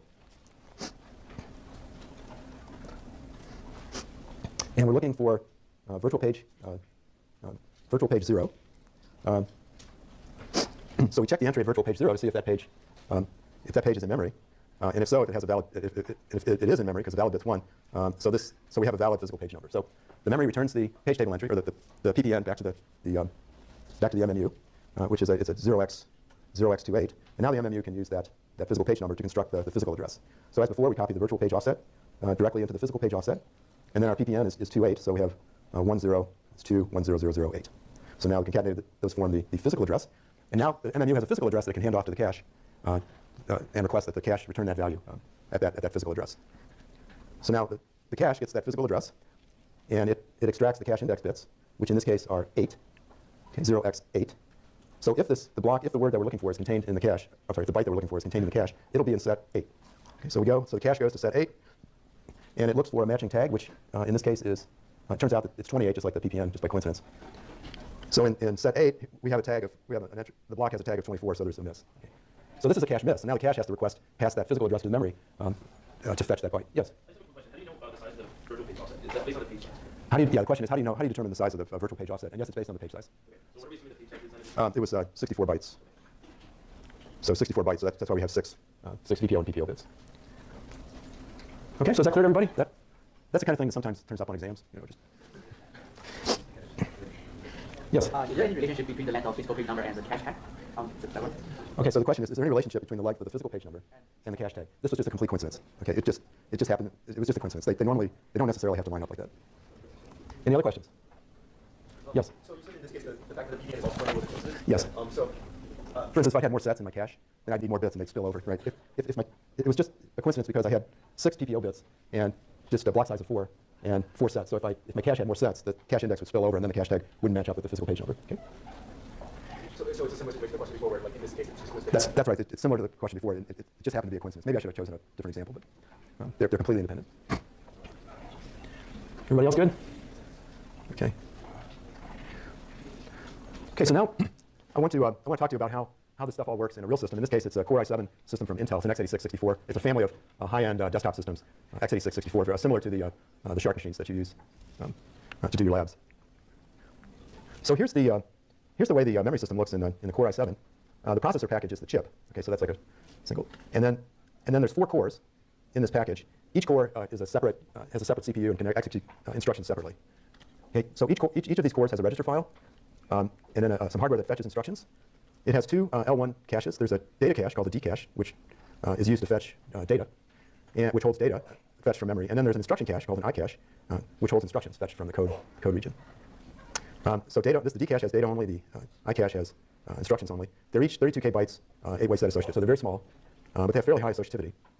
And then the next level in the hierarchy is an L2 so-called unified cache because it can hold both instructions and data. Okay. It's a little bit bigger, 256K bytes, and also 8-way associative. And so both of these caches are on the core itself. Okay. And then there's an L3 cache which is shared by all cores, which is 8 megabytes and 16-way associative. Okay, so the access is because the L1 cache is closest to the processor. This is fast. This is like 4 cycles to access L1.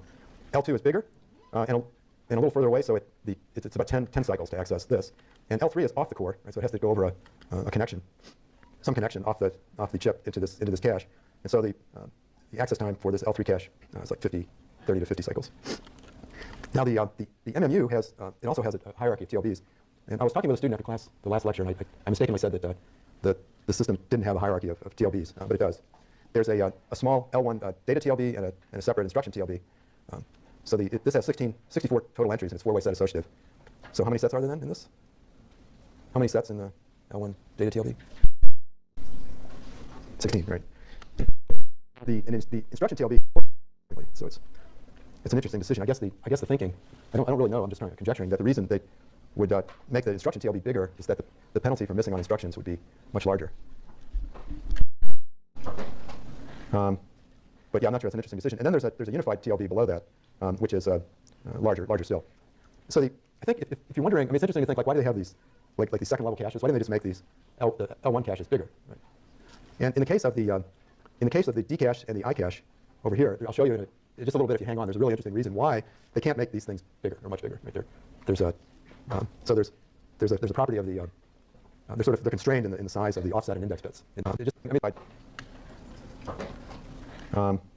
But yeah, I'm not sure. It's an interesting decision. And then there's a unified TLB below that, which is good. And then the instruction TLB has more entries, interestingly. So it's an interesting decision. I guess the thinking, I don't really know. I'm just conjecturing that the reason they would make the instruction TLB bigger is that the penalty for missing on instructions would be much larger. But yeah, I'm not sure. It's an interesting decision. And then there's a unified TLB below that, which is larger still.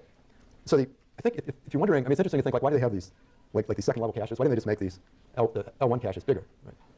And in the case of the D cache and the I cache over here, I'll show you in just a little bit if you hang on. There's a really interesting reason why they can't make these things bigger or much bigger. Right there. There's a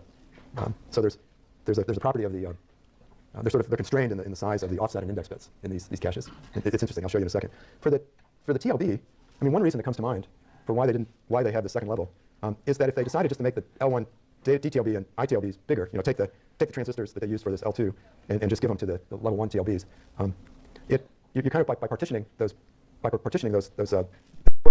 ahead of time, you're kind of locking yourself in. So if you didn't have this level 2 TLB and you just increased, you gave half, and so it made L1 and the data TLB and instruction TLB twice as big, then you're sort of locking yourself in, right? We're learning about memory management units, TLBs, different caches in the memory hierarchy. But yeah, the main subject of the lecture here is virtual memory. Back up a little bit here. If they make the L1 DTLB and ITLBs bigger, take the transistors that they use for this L2 and just give them to the level 1 TLBs, you're kind of by partitioning that storage ahead of time, you're kind of locking yourself in. So if you didn't have this level 2 TLB and you just increased, say you gave half, and so it made L1 and the data TLB and instruction TLB twice as big, then you're sort of locking yourself in, right? If you run, you still might run out of instructions and have capacity misses in that L1 cache. And similarly for data, right? So you're not sure. You may, in a particular program, there may be a lot more page table entries than instruction page table entries, or vice versa. So by creating the second level of cache, you're kind of hedging your bets, right? So the miss penalty, when you have this L2 cache, the miss penalty in L1 isn't nearly as big as it would be as if you didn't. Okay, so that's sort of the thinking that goes on. Now there's a memory controller which fetches data from memory, and then there's links to other cores and to the I/O bridge. Fetches data. So I want to look at the rest of this diagram here. So there's quick path interconnect, 4 links at 25.6 gigabytes per second each, 2 other cores into the I/O bridge. But the cache itself talks to the memory controller, which is off core.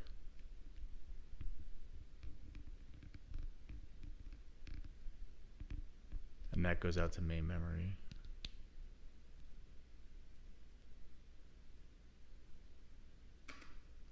There's links to other cores and to the I/O bridge.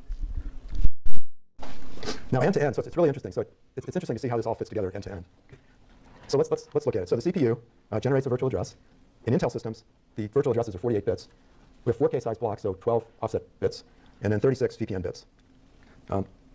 So first we look in the cache, in the TLB, and then 36 VPN bits. Virtual addresses are 48 bits. We have 4K size blocks, so 12 offset bits, and then 36 VPN bits. So first we look in the cache, in the TLB, and there's, as we said before, there's 16 TLB sets. This is the L1, I'm showing the L1 data TLB. So we break it up into 4 TLBI index bits and 32 tag bits. So we do a lookup in the TLB to see if we can find the PTE that contains the corresponding physical page number for this virtual address. If we have a hit, then the MMU can just construct the physical address directly by copying, as we saw before, copying the VPO to the PPO and then using the PPN that was returned from the TLB. How's that for an acronym? So, if there's a TLB miss, then the system has to fetch the corresponding PPN from the page table using that multi-level lookup we looked at before. And I'll show you how this works in a little more detail coming up. But the end result is that a page table entry is located and the PPN is extracted from that and concatenated with the PPO to form the physical address. Then the MMU passes that physical address to the cache. The L1 data cache has 64 sets, so we need 6 cache index bits. Now, here's what I was alluding to before. Notice that the number of cache index and cache offset bits is exactly identical to the VPO in the virtual address. Okay, so the cache offset and index bits in the physical address are identical to the VPO, the offset bits in the virtual address. Okay, and this is not a coincidence. Okay, unlike that other example I showed you, this is not a coincidence. And this is at the root. This is at the root of why the L1 cache is so small. It's that the way Intel implements their cache lookups, which we'll see in a second, depends on the cache index and cache offset bits in the physical address being identical to the offset bits in the virtual address. So anyway, so then we do our cache lookup using the cache does a lookup using this physical address, takes the index bits to identify a set, uses the tag to see if there's a match. If there is, then we have a hit, which returns the resulting word back to the CPU. Otherwise, there's a miss, so then the cache has to request the data from L2, L3, and main memory. Eventually, worst case, that data comes from main memory. I guess worst case, it comes from disk, right? If you have a page miss, a page fault. So eventually, though, the data comes back and is returned back to the CPU. Now, the page table entries in Intel systems have the following structure. You can see that the level 1 page, which levels the level 1 through 3 pages, remember that page table entry points to the address of the next level page table. Okay? So it contains the level 1 PTE contains the base address, the physical address of the level 2 table, okay, and so on. There's a bit. This is the valid bit. They call it the P for present. So this identifies whether the page is in memory or not. If it's not, then there's the location of that page table on disk. There's bits that control whether that page table can be is it read only or it can be written. Actually, this corresponds to all reachable pages. So you can so all reachable pages. So all of the portion of the address space that's covered by this particular page table entry. There's also a bit that indicates whether users can access that or if they need to be running in kernel mode. So this is how the kernel protects its code and data from user programs. There's a bit here to indicate whether we should be using write back or write through for these page tables. And all systems I know of use write back just because of the miss penalty, the enormous miss penalty. Forget what CD does. There's a reference bit which is set when the MMU reads or writes that the page table this points to. And there's a bit that indicates whether the page size is either 4K bytes or 4 megabytes. Okay, and then there's this new disable. It's the XD bit which allows you to disable or enable execution from all the pages reachable from that page table entry. So this is how modern systems protect the stack from code injection attacks. Okay, the last level page table entry points to not another page table but actually a page in memory. Okay. And so we have the same bits here, the same 40 bits that give the physical address of that page in memory.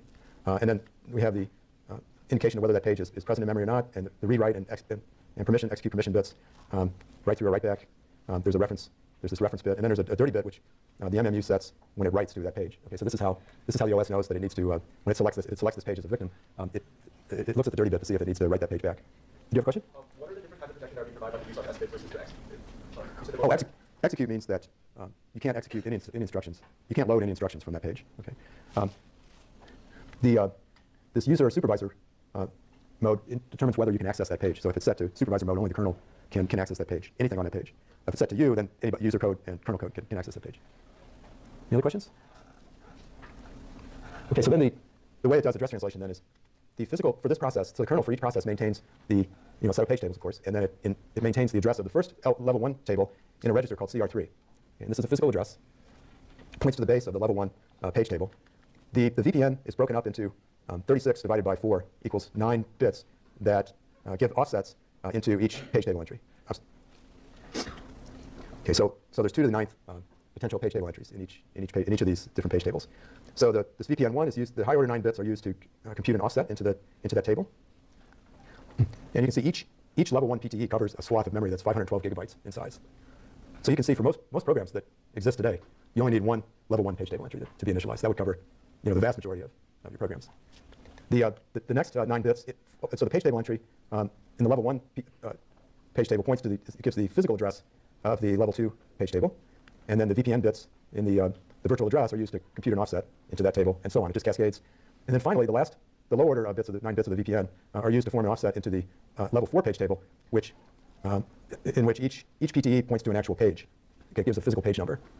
So then that physical page number then is extracted and concatenated with the VPO, which we copied down to form a physical address. Okay, so is everybody good? Okay, now there's this cool trick which I was alluding to earlier that limits the size of L1 cache. Now to this point we've been using a model where the MMU takes does address translation and creates a complete virtual address, a physical address, and then it sends that physical address to the cache. Okay, but in reality, Intel does this cute trick to speed up L1 cache accesses. So in reality what happens? So we're given a virtual address, okay, and in this virtual address, the index and the index and offset bits in the physical address are identical, exactly correspond to the PPO in the physical address, which is exactly identical to the VPO in the virtual address. So what that means is that when the MMU is given a virtual address, it can send the VPO off to the L1 cache. Even though L1 is physically addressed, we can send the VPO and the virtual address to the L1 cache because of this phenomenon that the PPO is identical to the VPO. So even before the MMU is doing any address translation, it can send these VPO bits to the cache, and then the cache can get busy extracting the cache index bits, looking up all of the lines in that set, and then have everything ready for the tag check, which can only occur after the address translation happens. So it can only occur once there's a physical address with from which we can extract the cache tag. So there's a little bit of parallelism now in the L1 cache accesses. So the MMU can be doing address translation while the L1 cache gets going on its lookup. Okay, so now let's look at how Linux implements virtual memory. And in doing so, we'll now get a clear understanding of how fork and exec and loading really work. Okay, so we've seen this picture like this several times before. This is the virtual address space of the Linux process. Right? Because of the way the virtual memory system works, every process has a very similar looking address space. The program text, the code is always loaded at the same 0x400,000 address. Then that's followed by initialized data, which comes from the .data section of the executable binary. And then there's the BSS section, which contains uninitialized data that was defined in the binary. And then the heap grows up from the initialized data. It's pointed to by a global variable variable in this process context called break. So the kernel keeps track of where the top of the heap is for this process. There's a memory map region for shared libraries, and then at the top of the user level user accessible memory, there's this user stack which goes down, which is pointed to by RSP. And then the kernel code and data live up in the upper portion of the address space. Now, this picture isn't completely accurate. There's actually like a big gap between the top of the stack and the beginning of the kernel code and data. The reason for that is that the Intel architecture says that so there's 48 virtual address bits. Right? So if the high order bit of that 48-bit address is 0, then all the remaining bits have to be 0. The remainder of the 64 high order bits need to be 0. So it's kind of like sign extension, right? And if that high order bit in the 48-bit address is 1, then you extend the 1 all the way up to the remaining high order bits. Okay, so those are the only feasible bits. So what that does is it creates the kernel's living in a portion of the virtual address space where the 12 high order bits are all 1s. Okay, so that creates. So you can think of it. The kernel lives in the very top of the 64-bit address space. Okay. Another way to think of it, kernel addresses always start with 1. The most significant bit is 1, and user addresses always have the most significant bit of 0. Okay, but that's just a detail. It doesn't really affect things. But what is important is that this is the process virtual address space of a process, right? And so the kernel exists in the virtual address space of each process. Right? So there's kernel code and data, and then it also maps. It has a region of its virtual address space that maps each element of this region with an address in physical memory. Okay, so this mapping, this region corresponds to the amount of DRAM on the chip, and so it's a mechanism that the kernel uses to get access to physical addresses. Okay, and this is important because remember the kernel, you can't turn off address translation. Right, it's always happening. Okay, so even when the kernel runs, the address translation is happening. The kernel's generating virtual addresses. So this region, this is mapped to a region of physical memory, so that if the kernel accesses byte 0 of this block, it'll actually be the address, the corresponding physical address will be 0. And if it accesses a byte at an offset of 1 in this region, the corresponding physical address from the address translation process will be 1. Okay. So basically, by reading and writing into this region, the kernel is reading and writing into physical memory. So there's portions of the kernel that are identical for every process. Right? The code's the same. It's not. But then there's process-specific data structures that the kernel maintains for each process that form the context for that process. So we refer to all these data structures as the context. Okay. And these, of course, will be different for each process. Now, Linux organizes this virtual address region as a collection of what it calls areas. An area is like a segment. Think of it as just a contiguous chunk of related memory items. So there's an area for code. There's an area for data.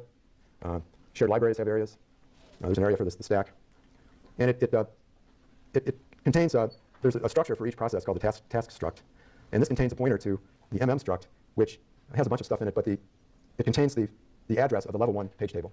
Okay, so that's part of the context. When this process runs, when this process is scheduled, the kernel will take this entry, this PGD entry, and it'll copy it into CR3. Okay, so that's how it switches. Just by changing the CR3 register, the kernel changes the address space. Okay, so that's how. And once that CR3 value is changed, then the process no longer has access to the previous process's page tables. Right? So, and then there's a pointer to a list of these so-called area structs. The area struct identifies the start, the beginning, and end of the region. Any protections, like is this read-only region? For example, so the code section would be set as read-only, or is it read-write? And then there's some other flags, which we'll see. We'll see later. In particular, when we look at sharing and mapping, for our purposes, these flag bits tell us whether the page is shared with other processes or whether it's private to this process. So normally the default is that pages are all private, but you have the option if you do a fair amount of work, you can get processes to share memory. Okay, so let's look at what happens when we have a page fault. So let's say there's the processor issues an instruction. The address translation process determines that the corresponding page isn't contained in memory, so it triggers a page fault. And so the fault handler, there's several things that might have happened. One, maybe we were reading memory it faulted because that memory, that area doesn't even exist. We haven't even created, the kernel hasn't even created, allocated that page in virtual memory yet. Okay, so that's an error. So that's accessing a non-existing page elicits a seg fault. So the kernel figures that out because it runs down this list of area structs, and it doesn't find this address anywhere within the ranges of those areas. So that's a seg fault caused by accessing a non-existing page. Another possibility is that the instruction is attempting to write into a read-only segment of the virtual address space. Well, there's nothing in the page table. The MMU typically would check the permission bits in the page table entry and throw an exception if a write is trying to write to a read-only page. But in this case, there was no page table entry, right? That's why it triggered a page fault. So the MMU doesn't know that this is an illegal write. The kernel can check the protection for this area, and if in the case of text, it'll be set to read-only. So that triggers a protection exception, which actually Linux reports as a seg fault. And then the other option is that maybe we're trying to read data from a valid area. So then the kernel faults the requested page in and returns the requested data back to the CPU. Okay, the last thing I want to look at today is yes. Okay, sorry. Yeah, so all of the segments are contained in the executable file. Okay, there's at the beginning of the ELF binary, there's a list of all the different segments. Okay, so when exec loads, the binary creates areas for each of those segments. Okay. Good? Yes. So how exactly are these structs like used? So is this like it's still first checks like it does the MMU and it gets the page? Is this like once it? This is after the page fault. Oh, so this is only the only using structs that go to the page fault? Yes. The MMU doesn't know about these. Okay, so yeah, the question was exactly how are these area structs used, and they're used in this example anyway, they're used during the page faults. Okay, and also just as an aside, I've shown these actually are implemented as lists, but in the real system they use some kind of tree, a red-black tree or something like that. Okay, so I want to talk about the last thing we're going to look at today is this interesting idea called mapping, and it will help us understand a lot about what's going on in the system when it executes fork and exec. Okay. So VM areas are initialized by associating them with disk objects. Okay, and so this process, using a process known as memory mapping. Right. So every area and thus every page within that area is associated with some portion of a file, and that's the initial contents of the pages in that area come from that file. Okay, so an area can be backed by what we call or get its initial values from either a regular file on disk. So we saw this. So in the case of pages that are containing code, that area that has code is mapped to a portion of the executable binary, okay? And then the initial values of that area come from that executable binary file. Okay, so that's how we get data copied back and forth from executables into memory.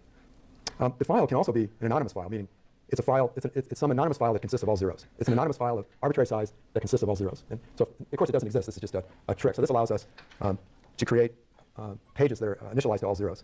Okay, and then so if a page is associated with the anonymous file, then the first fault will allocate a physical page of all zeros. So this is called the demand zero page. Okay, so it's brought in on demand and it's initialized to zeros. Once a page that's backed by an anonymous file is written to or dirtied, then it's like any other page. Okay, and then dirty pages are copied back and forth between memory and a special swap file.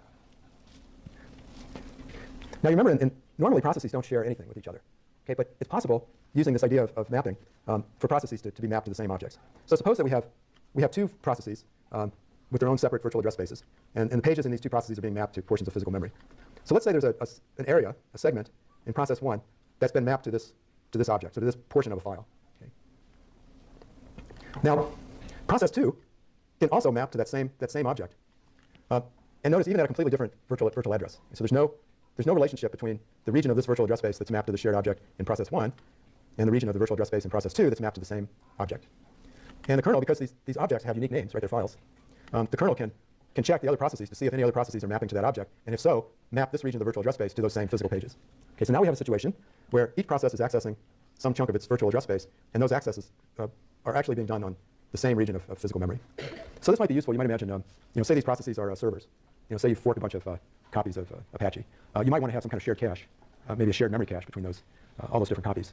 So this would be, in this case, your cache would be a file on disk, and then as you access regions of that file, those pages get copied into physical memory. So that would allow you to have a shared cache in the memory across all those processes.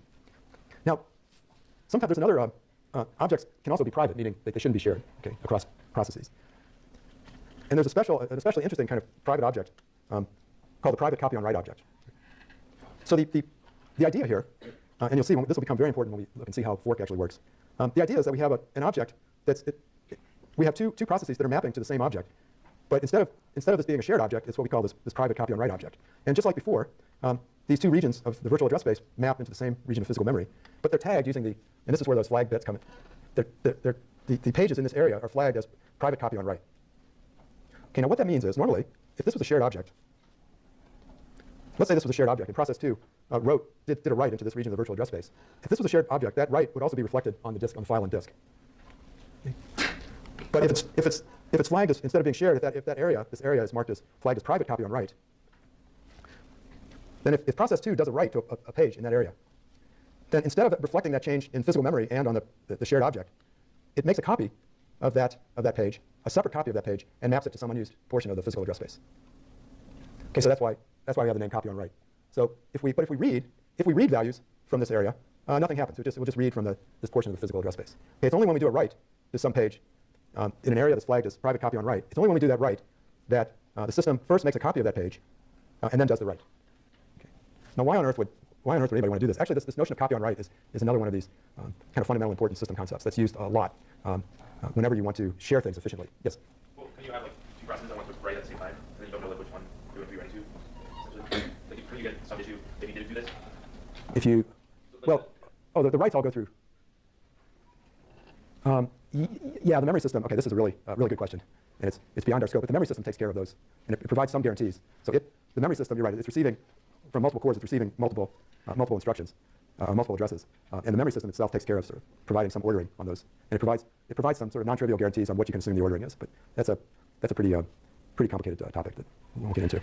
Okay, this is a really right. like, can you get like two processes that want to write at the same time, and then you don't know? Whenever you want to share things efficiently. Yes. Well, can you have like two processes that want to write at the same time, and then you don't know like which one you're going to be writing to? Essentially, like, couldn't you get some issue if you didn't do this? If you, So, like, well, the writes all go through.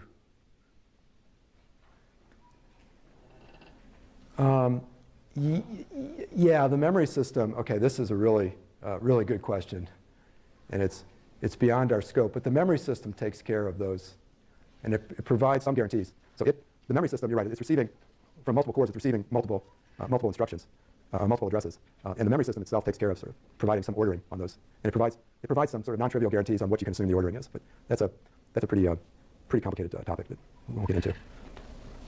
It's called the consistency model. So every processor provides some kind of consistency model. Any other questions? Okay, so why is this copy on write technique useful and interesting? Well, it turns out, I mean, if you think about fork, it seems like it would be terribly expensive, right? If you want to fork a process, the naive way to do it would just be to copy. You have to somehow get an exact copy of the address space, but a separate copy of the address space that's identical.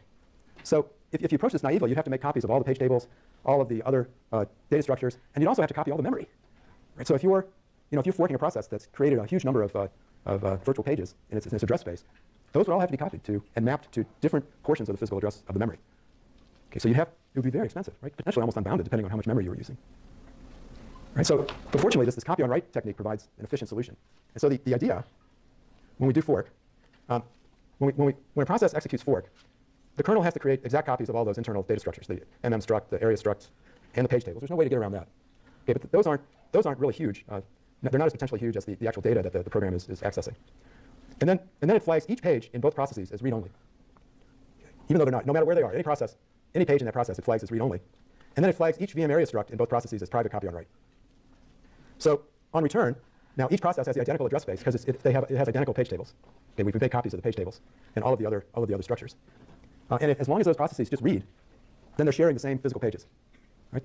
It's only when a process does a write that the system will create a new page using this copy on write mechanism. So it's only when a process writes to a page, well, it tries to do a write, the page is flagged as read-only, okay, in the PTE. That triggers a fault. The kernel looks at that, looks up the flags for that particular page, sees it as private copy on write, and so it makes a copy of the target page and maps it to a new region of the physical address space, and then and then when the write executes again, and then it restarts when the false handler returns, it restarts that instruction, and now the write is writing to the copy. Okay, so what this does, a very clever technique, it defers the copying till as late as possible, and it only does copying when it's absolutely needed. Okay, so in some sense, it provides you with the most efficient way most space-efficient way to represent those two different virtual address spaces. And so what's interesting is that regions of the virtual address space that are read from never get copied. Right? So it's perfectly fine for those two processes to share that data on physical memory because it's never written to. Right? So okay, so that's why fork isn't so bad. Right? Now execve, now that we know about sharing, or now we know about this mapping notion, the execve function loads and runs a new program in the current process. Okay. And so what it does is it frees all the area structs for the current process. Right? So exec's not creating a new process; it's running a new program in a new virtual address space within the current process. Okay. So it frees all the area structs and page tables for the current process. Okay, and then it creates new area structs and page tables for the new areas. And the programs, so the program and initialized data, those areas are backed by the file, in this case the executable binary. And the program is backed by the portion of the executable that contains code, and the data segment is backed by the portion of the executable file that contains initialized data. So these two together are private, we call it private. Okay, this object isn't being shared with anything else. And it's file backed because this area is backed by portions of a file. The uninitialized data, which was specified in the BSS section of the binary, that's defined as a private demand 0 area. Okay. So these pages will all be, remember by definition BSS is uninitialized. Okay. And so the system initializes these to 0. So any pages in the heap are also private demand 0. Now the memory map region for shared libraries, remember every process shares the same copy of libc in memory. So this is a region, the virtual address space, that's shared, okay, because it's shared by multiple processes, and it's backed by files and the file in this case is the .so file, the shared object file. And the code for this region is backed by text. The portion of this object file that contains code, and data initialized data is backed by a portion of this file that contains data. Now I haven't shown it here, but there's other portions of this region that need to be private copy on write because different libc functions, if a libc function has static variables or contains state, like a random number generator, typical random number generator, retains state across each invocation. Okay, so that state would be different for each process. So there needs to be a sort of private copy on write area for any data that's being written to. And I suppose the system would just if you made this entire region, no, you'd have to have second portions of this that would be private copy on write, and then the stack is private demand 0. Okay, so what exec does is it just sets, it creates new areas that are backed by the object file that you want to execute, and it creates areas for BSS and stack that are backed by anonymous files, and it creates this memory map region that's a shared object which corresponds to libc, and then it sets the program counter RIP to the entry point in text, and then as this program runs, now notice we haven't loaded anything, right? All we've done is set mappings. We've just created data structures in the kernel, and we've created mappings between portions of the address space and these objects. But nothing's actually been copied into memory yet. Okay, well, this is all we've just created. We've modified data structures in the kernel. Now, but once the loader sets RIP to the entry point, the first instruction in this text segment, then Linux will fault in all the code and data that's needed on demand. So loading hap is deferred until the loading of a page of code or data is deferred until that code or data page is actually referenced and accessed. So this is very clever and very interesting, I think, how it's like yet another example of how useful and tightly integrated virtual memory is with the operation of the system. Right? You wouldn't have to do this. You could just, as part of the loading process, you could just take those object files. You could just have a loop that would read these object files and just copy them into memory and create page table entries for them as you did it. But even that would be efficient. That would be inefficient too, right? What if you had a very large array that you initialized to some non-zero value? That would require you to copy that entire array in at load time, even though you may be only accessing a small portion of that data structure. Now, the kernel provides a function called mmap that allows you to do your memory mapping just like the kernel does. And so it's basically it's a system call that allows you to request the kernel to map a region of virtual memory on its behalf. And so this mmap function takes a pointer, which is some pointer into the virtual address space, and it tries to map length bytes starting at this address. It tries to map that portion of the virtual address space to the object, to an offset, to some object specified by this file descriptor. Okay. So remember, when you open a file, you get back a file descriptor. So it's mapping this region of the virtual address space, starting at start for length bytes, to a region of the file denoted by this integer file descriptor. So it's mapping length bytes in that file starting at offset. Now, and then there's the user can specify different flags, what kind of protection they want for this whether it's private or whether it's read or whether it's read only or read write, and they can also specify the type of object. If you map an anonymous, if you use this flag in that map, then you get a demand 0 page. Okay, that's the anonymous file. In which case you don't need to specify this file descriptor, and you can map that object as being private or shared, like we talked about before. Now the kernel will return a pointer to the start of this mapped area. Not necessarily, this start address is like a hint to the kernel. So if it can, it will try to map that area. But if that portion of the virtual address space is already contained in some already existing area, then it'll pick an unused portion of the virtual address space to map. Okay, so what we're doing really is we're taking an offset into some file specified by that FD argument and length number of bytes, and we're associating that or mapping that into the same sized region of the virtual address space. Okay. So now if we read, now again, nothing gets copied. Okay, it's just a mapping. So that if we were to read a portion of, let's say we mapped an unused portion of the virtual address space, and then using mmap, and then after mmap, we just started scanning through this portion of the virtual address space. Say it's an array. We then mapped a big array. As we read, each non-existing page will be swapped in automatically. Okay, it'll trigger page fault, and it'll be swapped in, and the value that it has will be determined by the contents of this portion of the file. Okay, then here's an example of how we can use mmap to do, and this is kind of an interesting example where we're copying a file from standard in to standard out without ever transferring data to user space. So the normal, sort of naive way to do this would be to read from a file, read from standard in, and then write to standard out. So 2 syscalls, one read and one write. We can actually do this using one mmap and then a single write. Okay. So what we do is we open a file, argv1 is standard in. We open a file that was passed in on the command line. We get its size, and then we call this mmap copy function to say copy the bytes, the size bytes from this file to standard out. So this mmap copy function does mmap using that file descriptor, sets it as read-only private, sets the size, and length means everything, or an offset of 0. And then we do one write syscall to standard out, passing it the pointer to the buffer that we want to copy, and of size bytes. So this will read bytes one after the write call will read bytes in buff p one after the other, and as that happens, they'll be faulted in, and then it will write them. It will write them to the descriptor indicated by the 1, which is standard out. Okay, so that's it for today. Hope you guys have a good weekend, and see you next week. Alrighty, I'm gonna take a break for lunch here. Right on time. Before I do that, I'm going to just save my progress on the problems here and go to README, and we're going to, of course, mark these. It's done. I think we're down to here, yeah. Oops.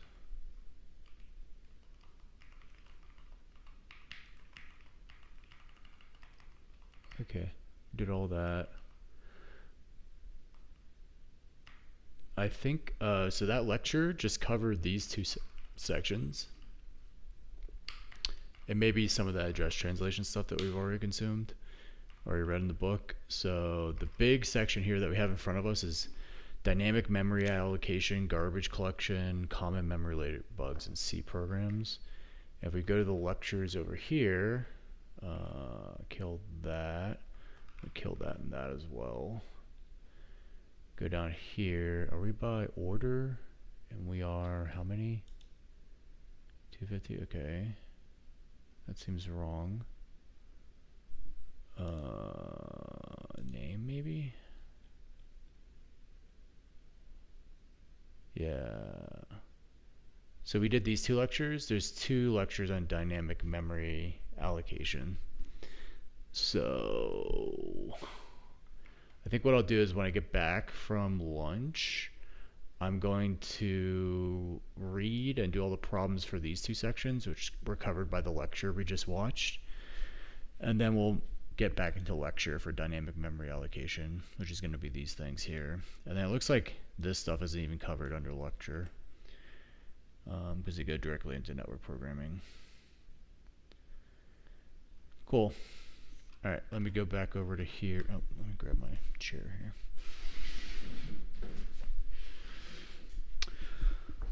So I marked all of our progress on the reading. Let's mark our progress on the lectures as well. And yeah, that's it.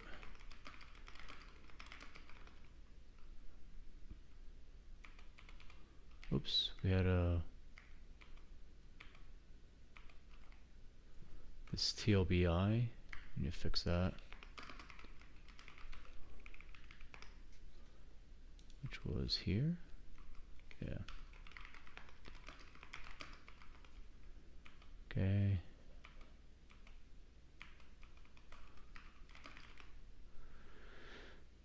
Get CI, we'll say progress on chapter 09. Finish lecture. What lecture was this?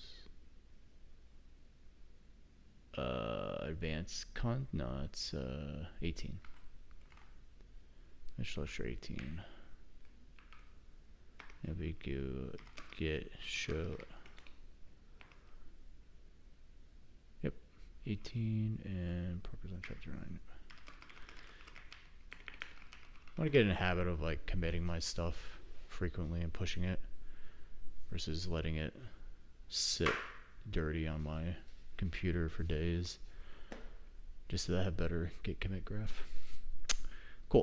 All right. Well, I will be back in about an hour and a half after I do my cardio and get some lunch to continue reading about virtual memory.